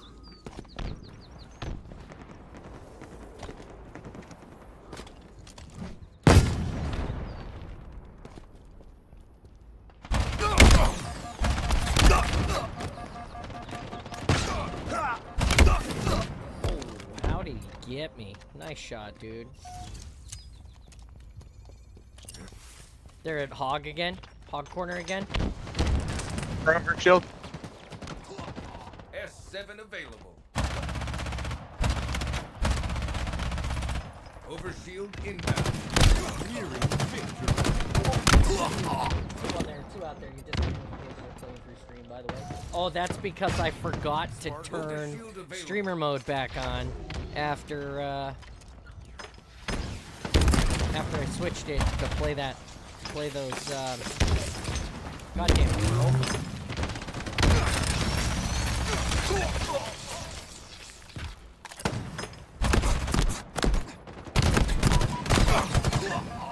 Oh, I'll take it. Ha! Oh, you keep looking over there like, why am I getting messages? Why do I not see the messages I'm getting?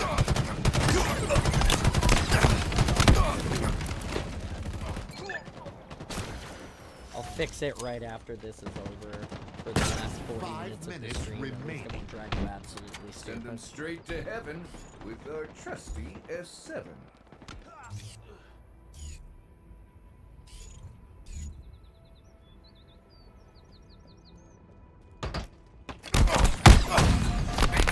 Wow.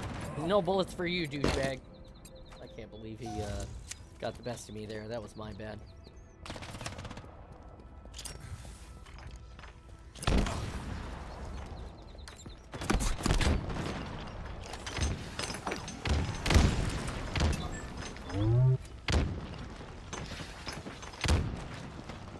Tango's closing in.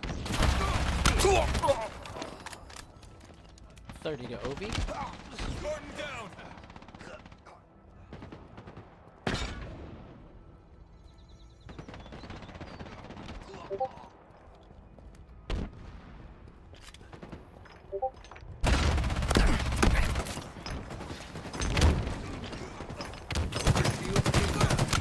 Ooh, I'm down, I'm down. Back sneaky, back sneaky. Oh, come on. Overshield available. There it Victory. is.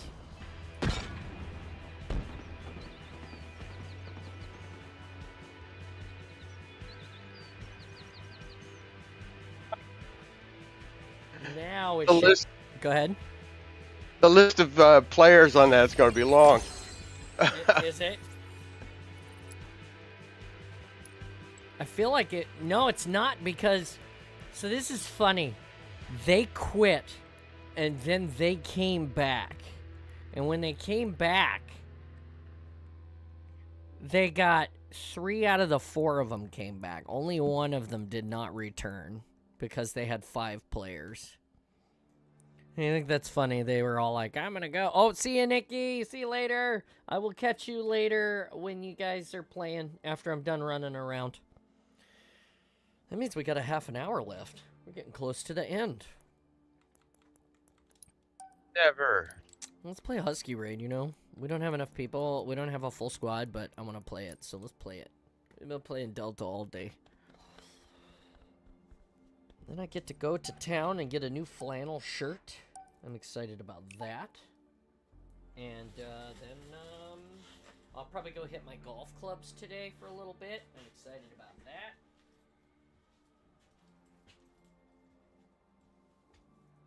I'm not sure after that.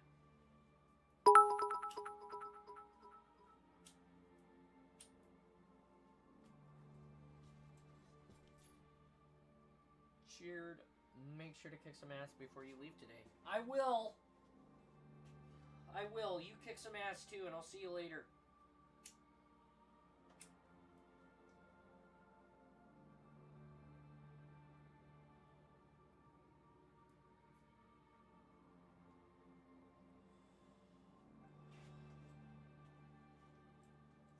You know what's silly to me is I'm watching the YouTube stream, and in the YouTube stream, we're still playing that last game.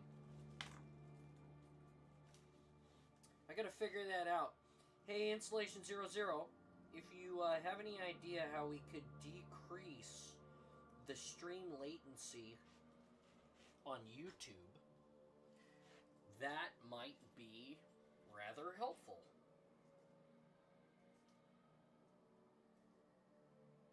Or anyone for that matter, even you, Oakham. Would you have any idea, Oakham, why the YouTube would be lagging so far behind the Twitch live? Beyond the fact that it's just a VOD, like it's a separate streaming service that takes stuff to do. Of course, he's not listening at the moment, so hopefully he's watching the stream and he will hear it and be like, oh, Husky raid.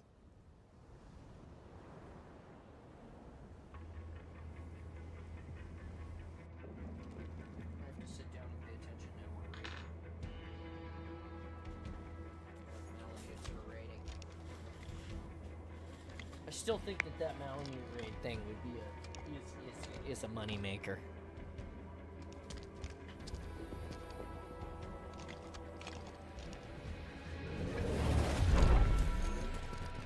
Is Is it regular or super?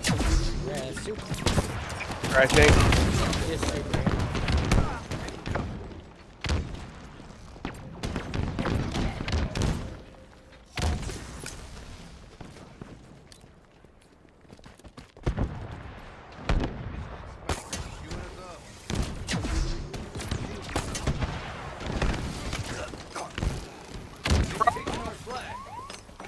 Flag retreat.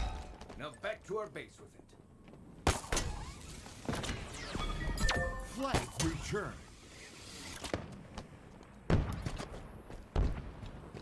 Nice job, guys. Flag capture. Our forces have seized the enemy flag. Yes.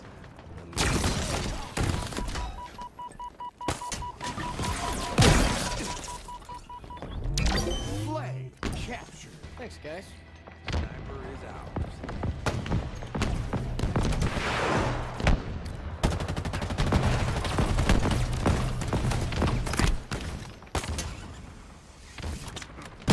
Oh, they were waiting for me that time. Can't do it twice in a row.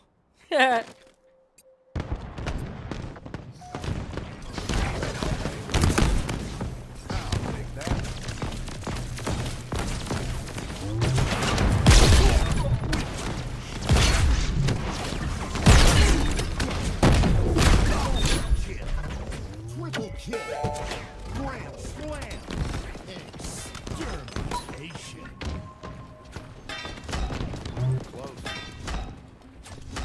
God damn. Flag capture. What? State What? capture. Good lord, that was crazy. That was like, what even happened there? God lord, how many kills do you get, Kevin? 10 kills? Yep. Dude, I got 5 kills, 2 deaths, 3 caps.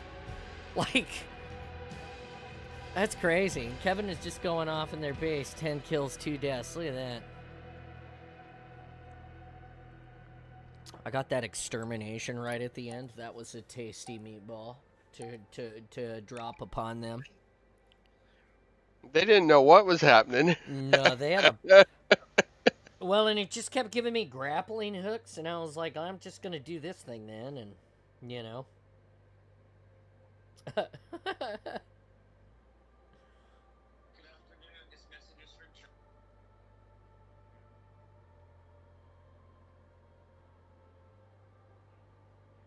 Okay.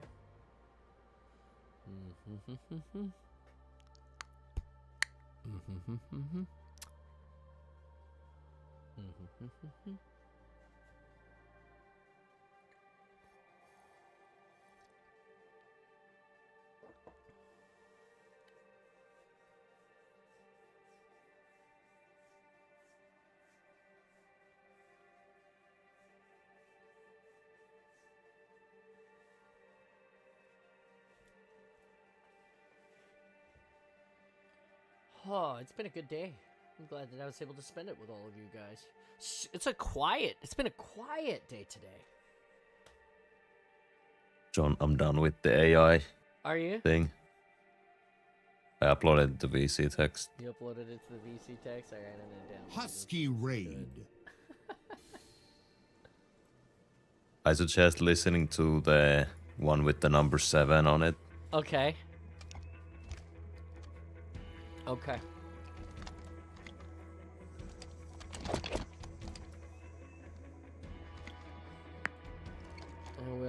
I will listen to that.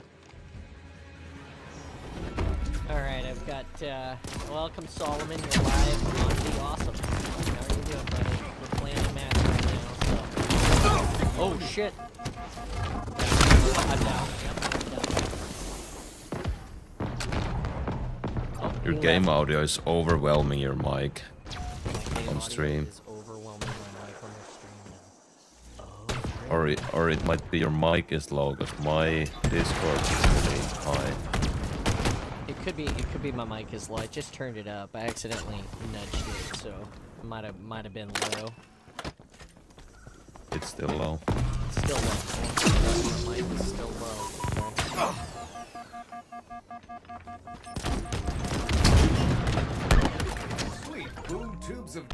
how that wasn't a double kill.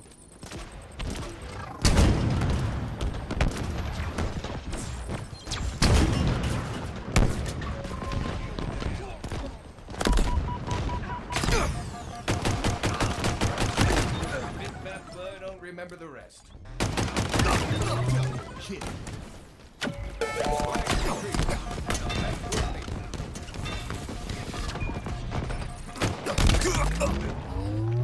What? That was silly.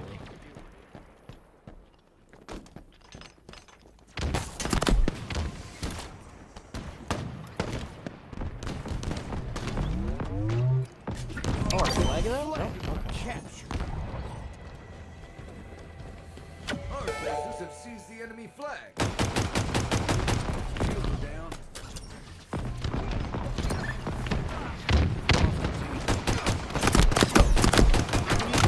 fuck!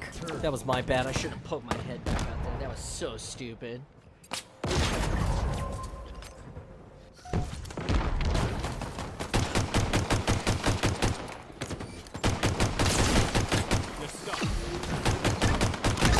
Get out of here.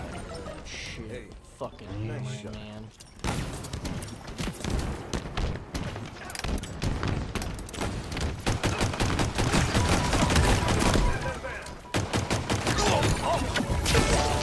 Bear this flag proud.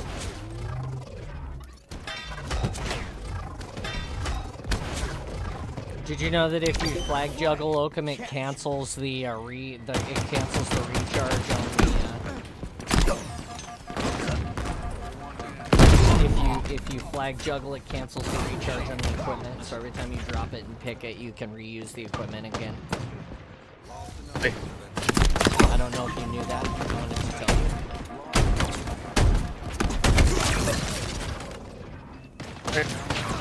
Then Oh, I hear you trying to talk, Kevin.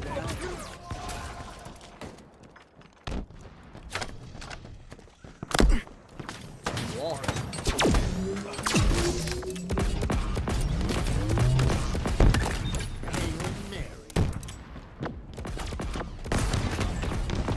It ain't much, but it's honest work. No way. That was bullshit. That was big bullshit. Our forces have seized the enemy flag.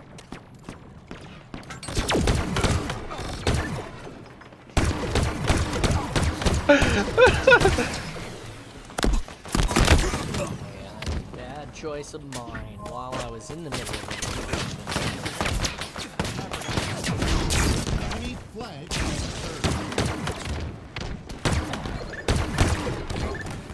We need some aloe?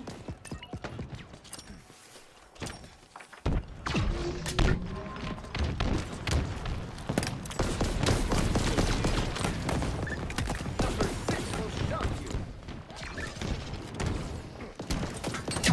Shield down.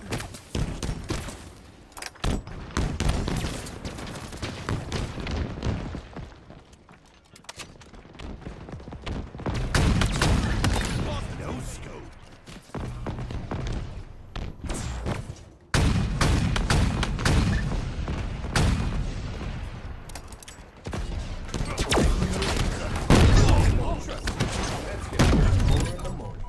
Killing.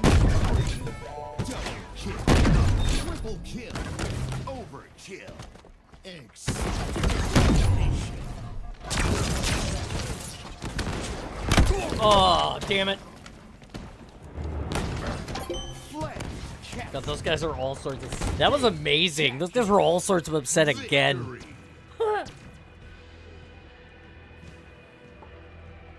that was.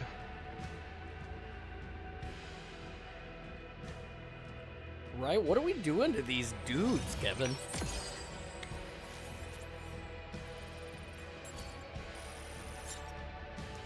Oakham's gonna watch and he's gonna be like, you guys are so good. I'm gonna come and play because you're having a good day. And then he will be the only person to drop a 40 bomb. We would all be dropping You should listen to the AI thing now. 10 bombs. Oh, listen to the AI thing. Hey, Adam, how are you today? Oh, let's see. Where is it? Where did I put it? You said listen to number 7, you said? Mm-hmm. Okay, hold on a second.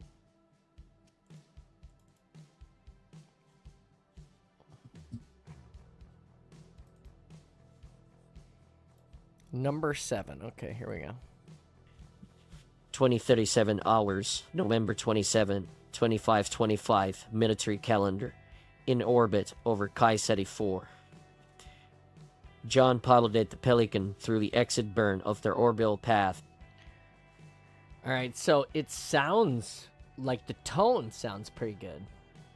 But I can definitely tell that the gait and the enunciation is different. It sounds pretty good. Mm-hmm. Then sent the ship toward the last known position of the Commonwealth. The frigate had moved 10 Position, million kilometers frigate, in system from their rendezvous kilometers. point. Rendezvous. Dr. Halsey sat in the co-pilot seat, fidgeting with her spacesuit. In the aft compartment were the Spartans, the 3 technicians from the Yeah, I can definitely tell it's you reading because of the way that you pronounce the words, right? It sounds Yeah. like me, but it's you reading. It's pretty. Yeah. That's pretty cool. That's really cool, actually. Just wow. There you go, guys. You can have AI John read to you, or you can have John read to you. How am I? Listen to the other Go ahead. numbers. Listen to the other numbers. Okay, I'm doing good, Adam. How are you? We're just grinding down to the end of the awesome today and fiddling with some of the things that we got. Okay, well, I'm assuming John reading is the original cut. Yes. Yeah, that's from the YouTube video. This is from the YouTube video. Okay, I want to hear this and see how bad it is. Hold on. We'll compare of Fall of Reach. 2037 hours. So 2037 hours. November 27, 2525 military calendar. In orbit over Chai City 4. John piloted the Pelican through the exit burn of their orbital path, then sent the ship toward the last known position of the Commonwealth. Okay, hold on. I gotta listen to number 7 again now. 2037 hours, November 27, 2525, Okay, so it's a little off, just a little bit. military calendar. Well, you can In you can orbit try over maybe Kaiseri 6. 4. That's one You know level what's lower. you know what's different? It's not. I think the tone is perfect, but you're missing something in the bottom. There's something in the bottom you're missing, right? Say, listen to the original read again of Fall of Reach. 2037 hours, so 2037 hours, November 27, 2525 military. There you go, you hear it at the end of November. So you have the top of the voice, and you hear like the overing tone, but then there's like this resonating under that's a little bit deeper at the end. And it's at the end of a bunch of my words, so you can hear it. Military calendar, in orbit over Chai City 4. City 4? I can't believe that I have the 4. Like, there's a higher pitch there at the end. That's John piloted the Pelican piloted. through the Piloted. I try to enunciate those words. exit burn of their orbital path, then sent the ship toward the last known position of the Commonwealth. You hear that? It's like at the end. I can't tell. I don't know a lot about voices and about how people perceive and listen to those things, so I'm not sure exactly how to explain that to you. But there's like the initial sound that my voice makes, and then there's this little like undertone of like a little bit deeper resonance, I guess. Okay, you said listen to number 6. 2037 hours, November 27, 2525, military calendar. It sounds like I'm British, or like maybe South African, maybe. In orbit over Kaiseri 4. John piloted the Pelican through the exit. You know, it's interesting because it sounds this reminds me of what I imagine I sounded like when I was going through puberty. Like, it's like cracking a little. It's like not quite where it's supposed to be. Burn of their orbital path, then sent the ship toward the last known position of the Commonwealth. The frigate had moved 10 million kilometers in system from their 10 rendezvous million. point. Going back to the beginning of the stream to hear the book. Thanks, Adam. Well, I hope you enjoy it. We're pretty close to the end. I think next time we'll finish the book, or we'll be very, very close to finishing the book. So I hope you enjoy that. And thanks for stopping by, always. I appreciate it. Thank you. God, he every week comes back and listens to the book. Just keeping up. This Adam, he's the guy that helped me fix all the playlists that were missing like a recording, or had a recording that for some reason didn't get an episode number and was like just out to lunch, I guess. Awesome dude. So grateful. Joined the Discord even. Now this is still great. So like if I bet you so here's what you do. I'm gonna say like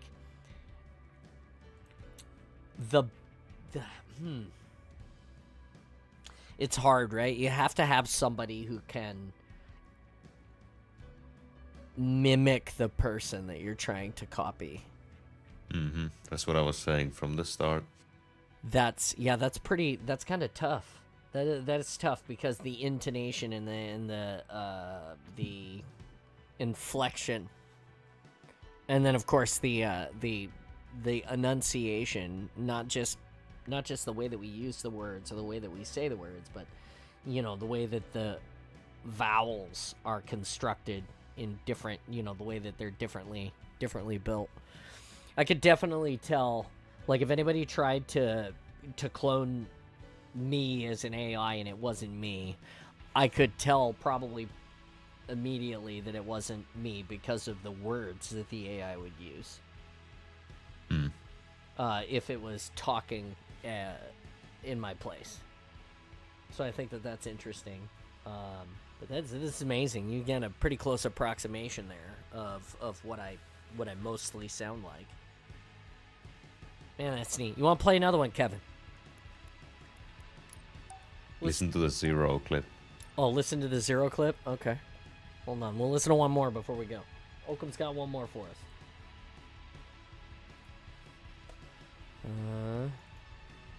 Zero, okay. 2037 hours, November 27, 2525, military calendar, in orbit over Kaiseri 4. John piloted the Pelican through the exit burn of their orbital path, then sent the ship toward the last known position of the Commonwealth. The frigate had moved 10 million kilometers in system from their rendezvous point. Dr. Halsey sat in the co-pilot seat, fidgeting with her. This sounds like a shitty B-movie narrator at the beginning of like a science fiction movie.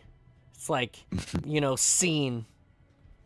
The brick phone ship floats into the space scene and there's like a planet out here and they're like, then you hear the guy at the beginning of the 25th century. Humanity found a planet. That's what it kind of reminded me of, right? Thanks again for reading the books. If it was not for you, I'd never be able to enjoy these. Wow, that is... thank you. Thank you. I can't say thank you enough for that. I'm literally doing this for the community, and the fact that you're able to take these books in and enjoy them in any sort of capacity because of me, I am eternally grateful for you. So, yeah, go and enjoy those books, man. That's amazing. Thank you. Thank you again. That's Adam Lord Adam on YouTube. Dude is awesome. So anyway, so it feels like a shitty B-movie, like, narrator. I wish my voice was that deep. Like, I can't imagine if I was like, hello there. That's like the best I could do. That's your voice with no changing in the pitch. So it was that's like my pitch. I liked it. Just with your voice. Oh, it was. Okay. And You have the your interesting, voice, and it's gonna the be. interesting thing was I first, of course, tried to put it an octave up, but Yeah. it sounded wrong.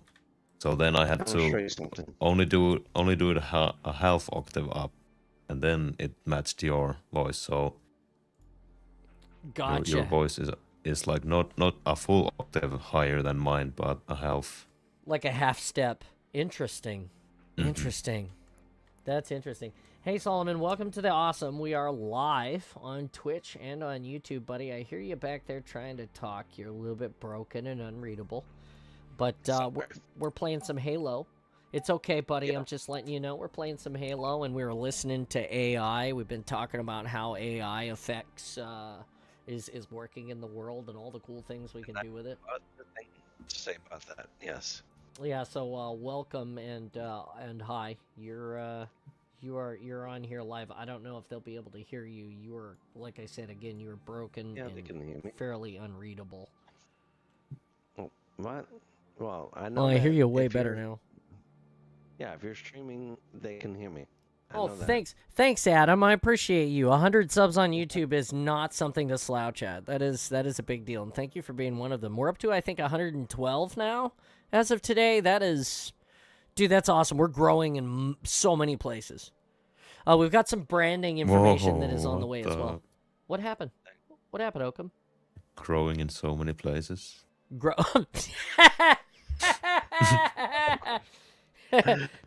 We're not just talking about my pants here, people. Ooh, sorry. Wow. Okay.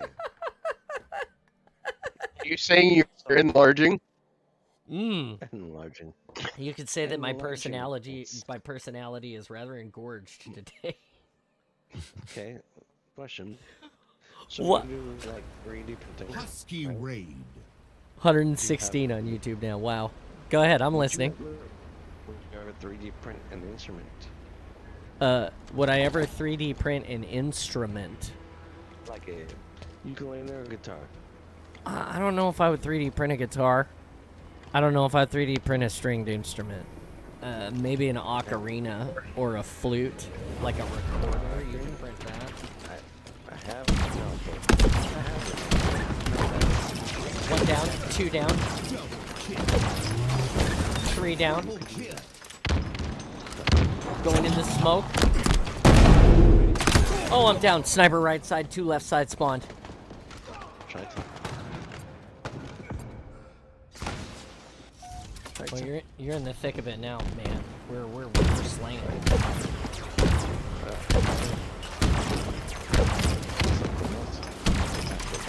Can't the sound of all the awesome again. Hold on, Solomon. We'll get to you. Give me a minute, buddy. Going over. Oh, I'm dead. I'm dead again. Come on, Kevin. Kill some. Kill some. There's the one.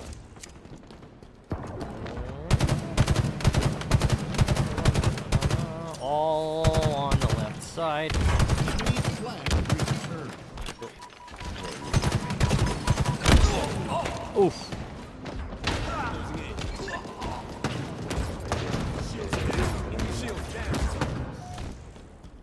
I want to be a. All right. Let me just eat the waffles. Here we go. Here we go. Hammer pushing alcove. Hammer pushing alcove. Hammer pushing alcove on teammate. Still there. Still there. He's in the smoke now. I got wall here. Oh, hammer got me. Hammer got me in a reload. What a win. No. Okay. Yeah. Hey, be awesome. Have a great weekend yourself. Rest of the week yourself. Dead. Rocketeer's down. Hey, Lisa. How you doing? Thanks for stopping by. Playing some Halo. Getting towards the end of the day. Spartan down.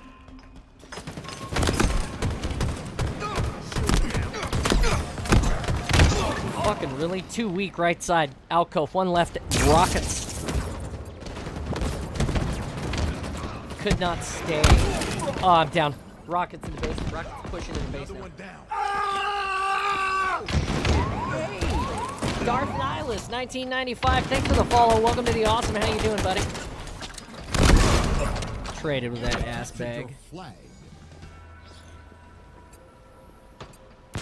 Thank you for being part of us now. 714 subs. Wall here. I'm dead. Rockets on my X.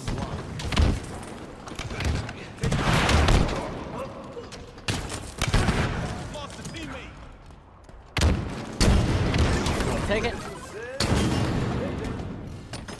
Oh, that was a great stuff. great return. Thank you. Guys dead, they're all dead. Get the flag.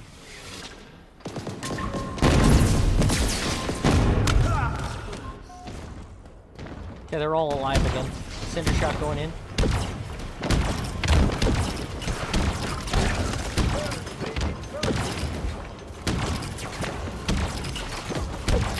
These guys have to be upset. Like, I just came in here with a cinder shot, and I got a cinder shot again.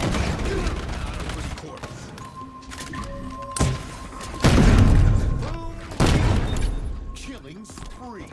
Oh, they really? As soon as I turned around, they spawned right behind me. No. Enemy flag returned. Oh, nice shot. Sniper, sniper. So here's my favorite thing to do on a Friday. Oh, it's to listen to all the books in a row. Dude, that's awesome. Like I said, I'm glad that people are enjoying it. This is probably my most popular stream. It's not my most popular live day, but it's definitely my most popular day that people return and view the videos because of the reading. And that's really good. That makes me feel awesome because it gives me an opportunity to share, you know, the books and then also to build the brand and have more people come and engage with us. It's a huge deal. We're down to 7:19 remain. Rockets in the left side pushing rockets.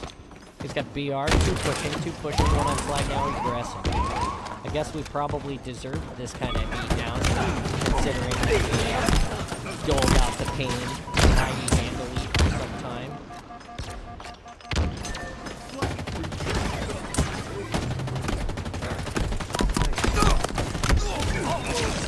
One left in the base now, just one. It's Thursday, ain't it, Kevin? Keep your head down. My buddy Foamforge Cosplay will be on tonight. If you push exclamation friends in the channel there, you will find a link to him. He will be streaming tonight. I believe tonight will be MCC. I'm not sure if he's gonna have guests. I'm not sure what he's doing. Please go check him out. He is one of the best. He's a great cosplayer. He's been through a year, and he would love some of your friendship and your patronage. So please go check him out this evening. I will make an appearance in that stream, I'm sure. I usually do. I'm a moderator for the stream, and then of course, you know, you see my incognito face and if he needs to squad me. So yeah, please be awesome and help us with that, and that'd be neat. Don't forget to check. Go ahead. What's up, Oakham? I'm gonna get off. All right, buddy. Have a good night. Thank you for everything. Be awesome. Sleep well. See you in your morning. That'll be this evening, huh? All right, buddy. We will see that. See ya. With the heart, man. With the heart.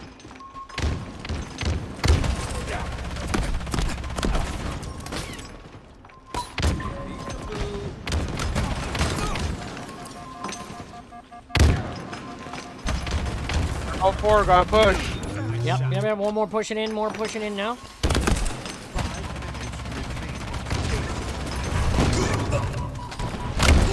There it is. We're all out. Two push back now. One pushing in with hammer. That was a good call, the push out call.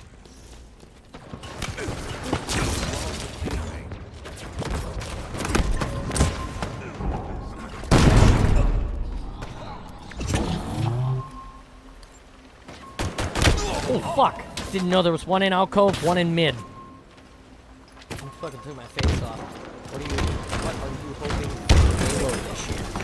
Well, from Halo this year, I was hoping we'd get a game, but it looks like we'll get a release for a new game next year. At least a spoiler about a release for a new game, which will make me the big happy as well.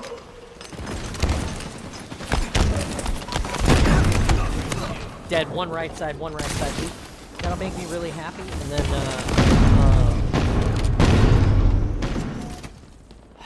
I like them to make some better battle passes. You know, it'd be nice for them to like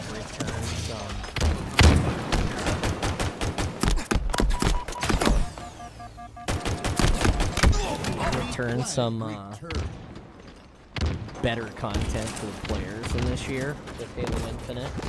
That'd be really great, as we know that they're pretty much ending the life of the game by telling us that there's a new game already. One of the base hammer. But you know, it'd be nice to see it. It'd be really nice.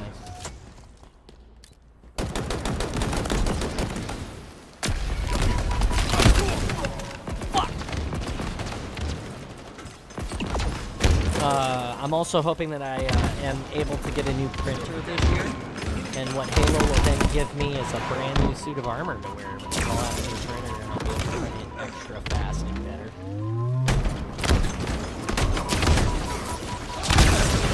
And that would be cool.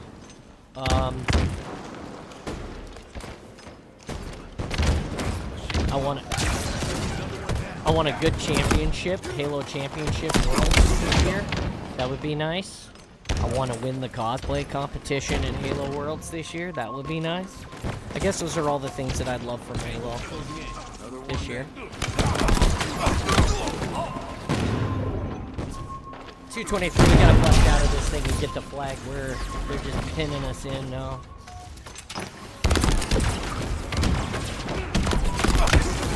Two dead. Two dead.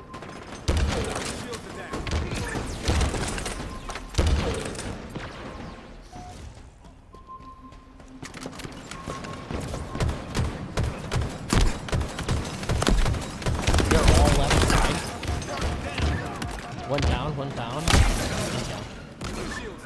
Two down, two down. Got him 23. 23. Die so many times.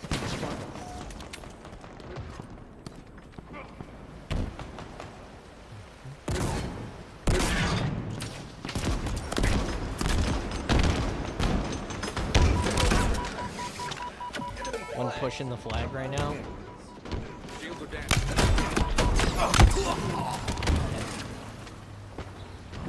Enemy flag returned.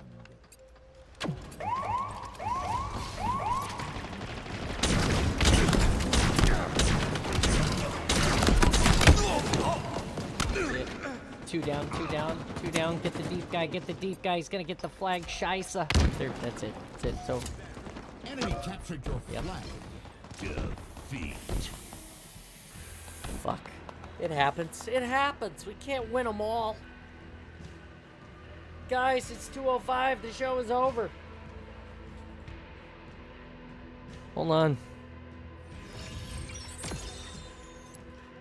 Dude, thank you to Oakham for stopping by and fiddling around with AI and playing with us today.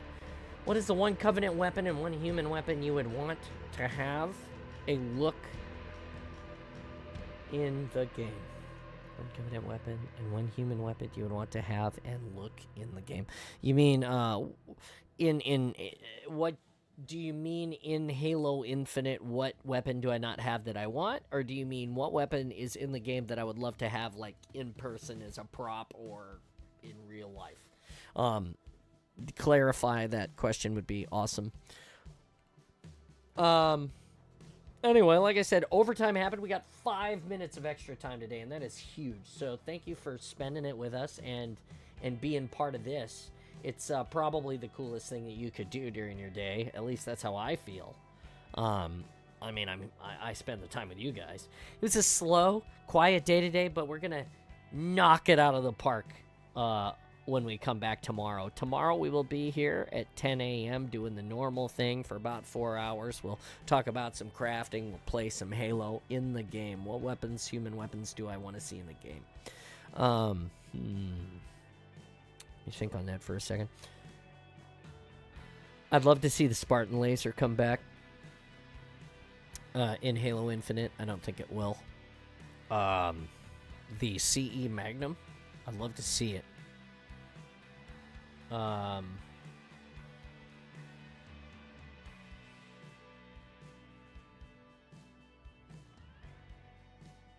As far as Covenant weapons, I would love the Elite plasma rifle, the two jaw, the big, the big guy, the purple white. We had them in the game. I thought we had them in the game, or at least in the campaign. And I have not seen them in multiplayer for some time, if I remember seeing them at all. So that would be all right too. But again, thank you to Kevin Hurd, the Halo collector, for coming by and spending time with us.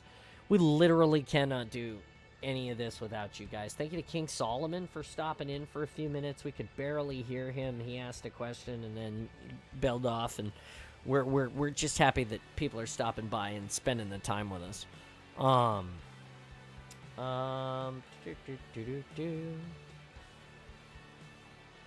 The needle sniper rifle would be pretty kick-ass.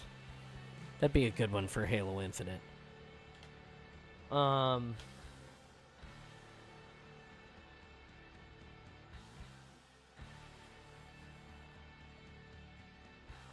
The original pump shotgun. The M90. Anyway, hey guys, thanks for being awesome with me today. I'm going to let you guys enjoy your day for the rest of it. You guys got stuff to do, and I can't keep you here your whole life. Go out, be amazing. The Kraken play tonight at 7. So I will be in the Discord again tonight, playing some hockey, hopefully with my friend Moose, which we haven't seen in a bit, and just hanging out. So if you guys want to talk Halo, talk hockey, talk about life, come and find us in the Discord. That's the place. It's free. All you got to do is download it and join. You won't be sad. You'll find a community you never knew you had, really. Anyway, get out of here. I'm awesome. You're awesome. Be awesome. Stay awesome always. And we'll see you here where the awesome never ends. In the Spartan space, which is this place that I sit in now. And the Discord, which is the Spartan space digitally. I can't do this because I can't do this without you guys, is what I'm saying. And always humbled that you spend the time. So be awesome today. Be awesome the rest of the weekend. If I don't see you come back, I'll be here at 10 tomorrow. And here's the heart. Stay awesome, guys. Bye-bye.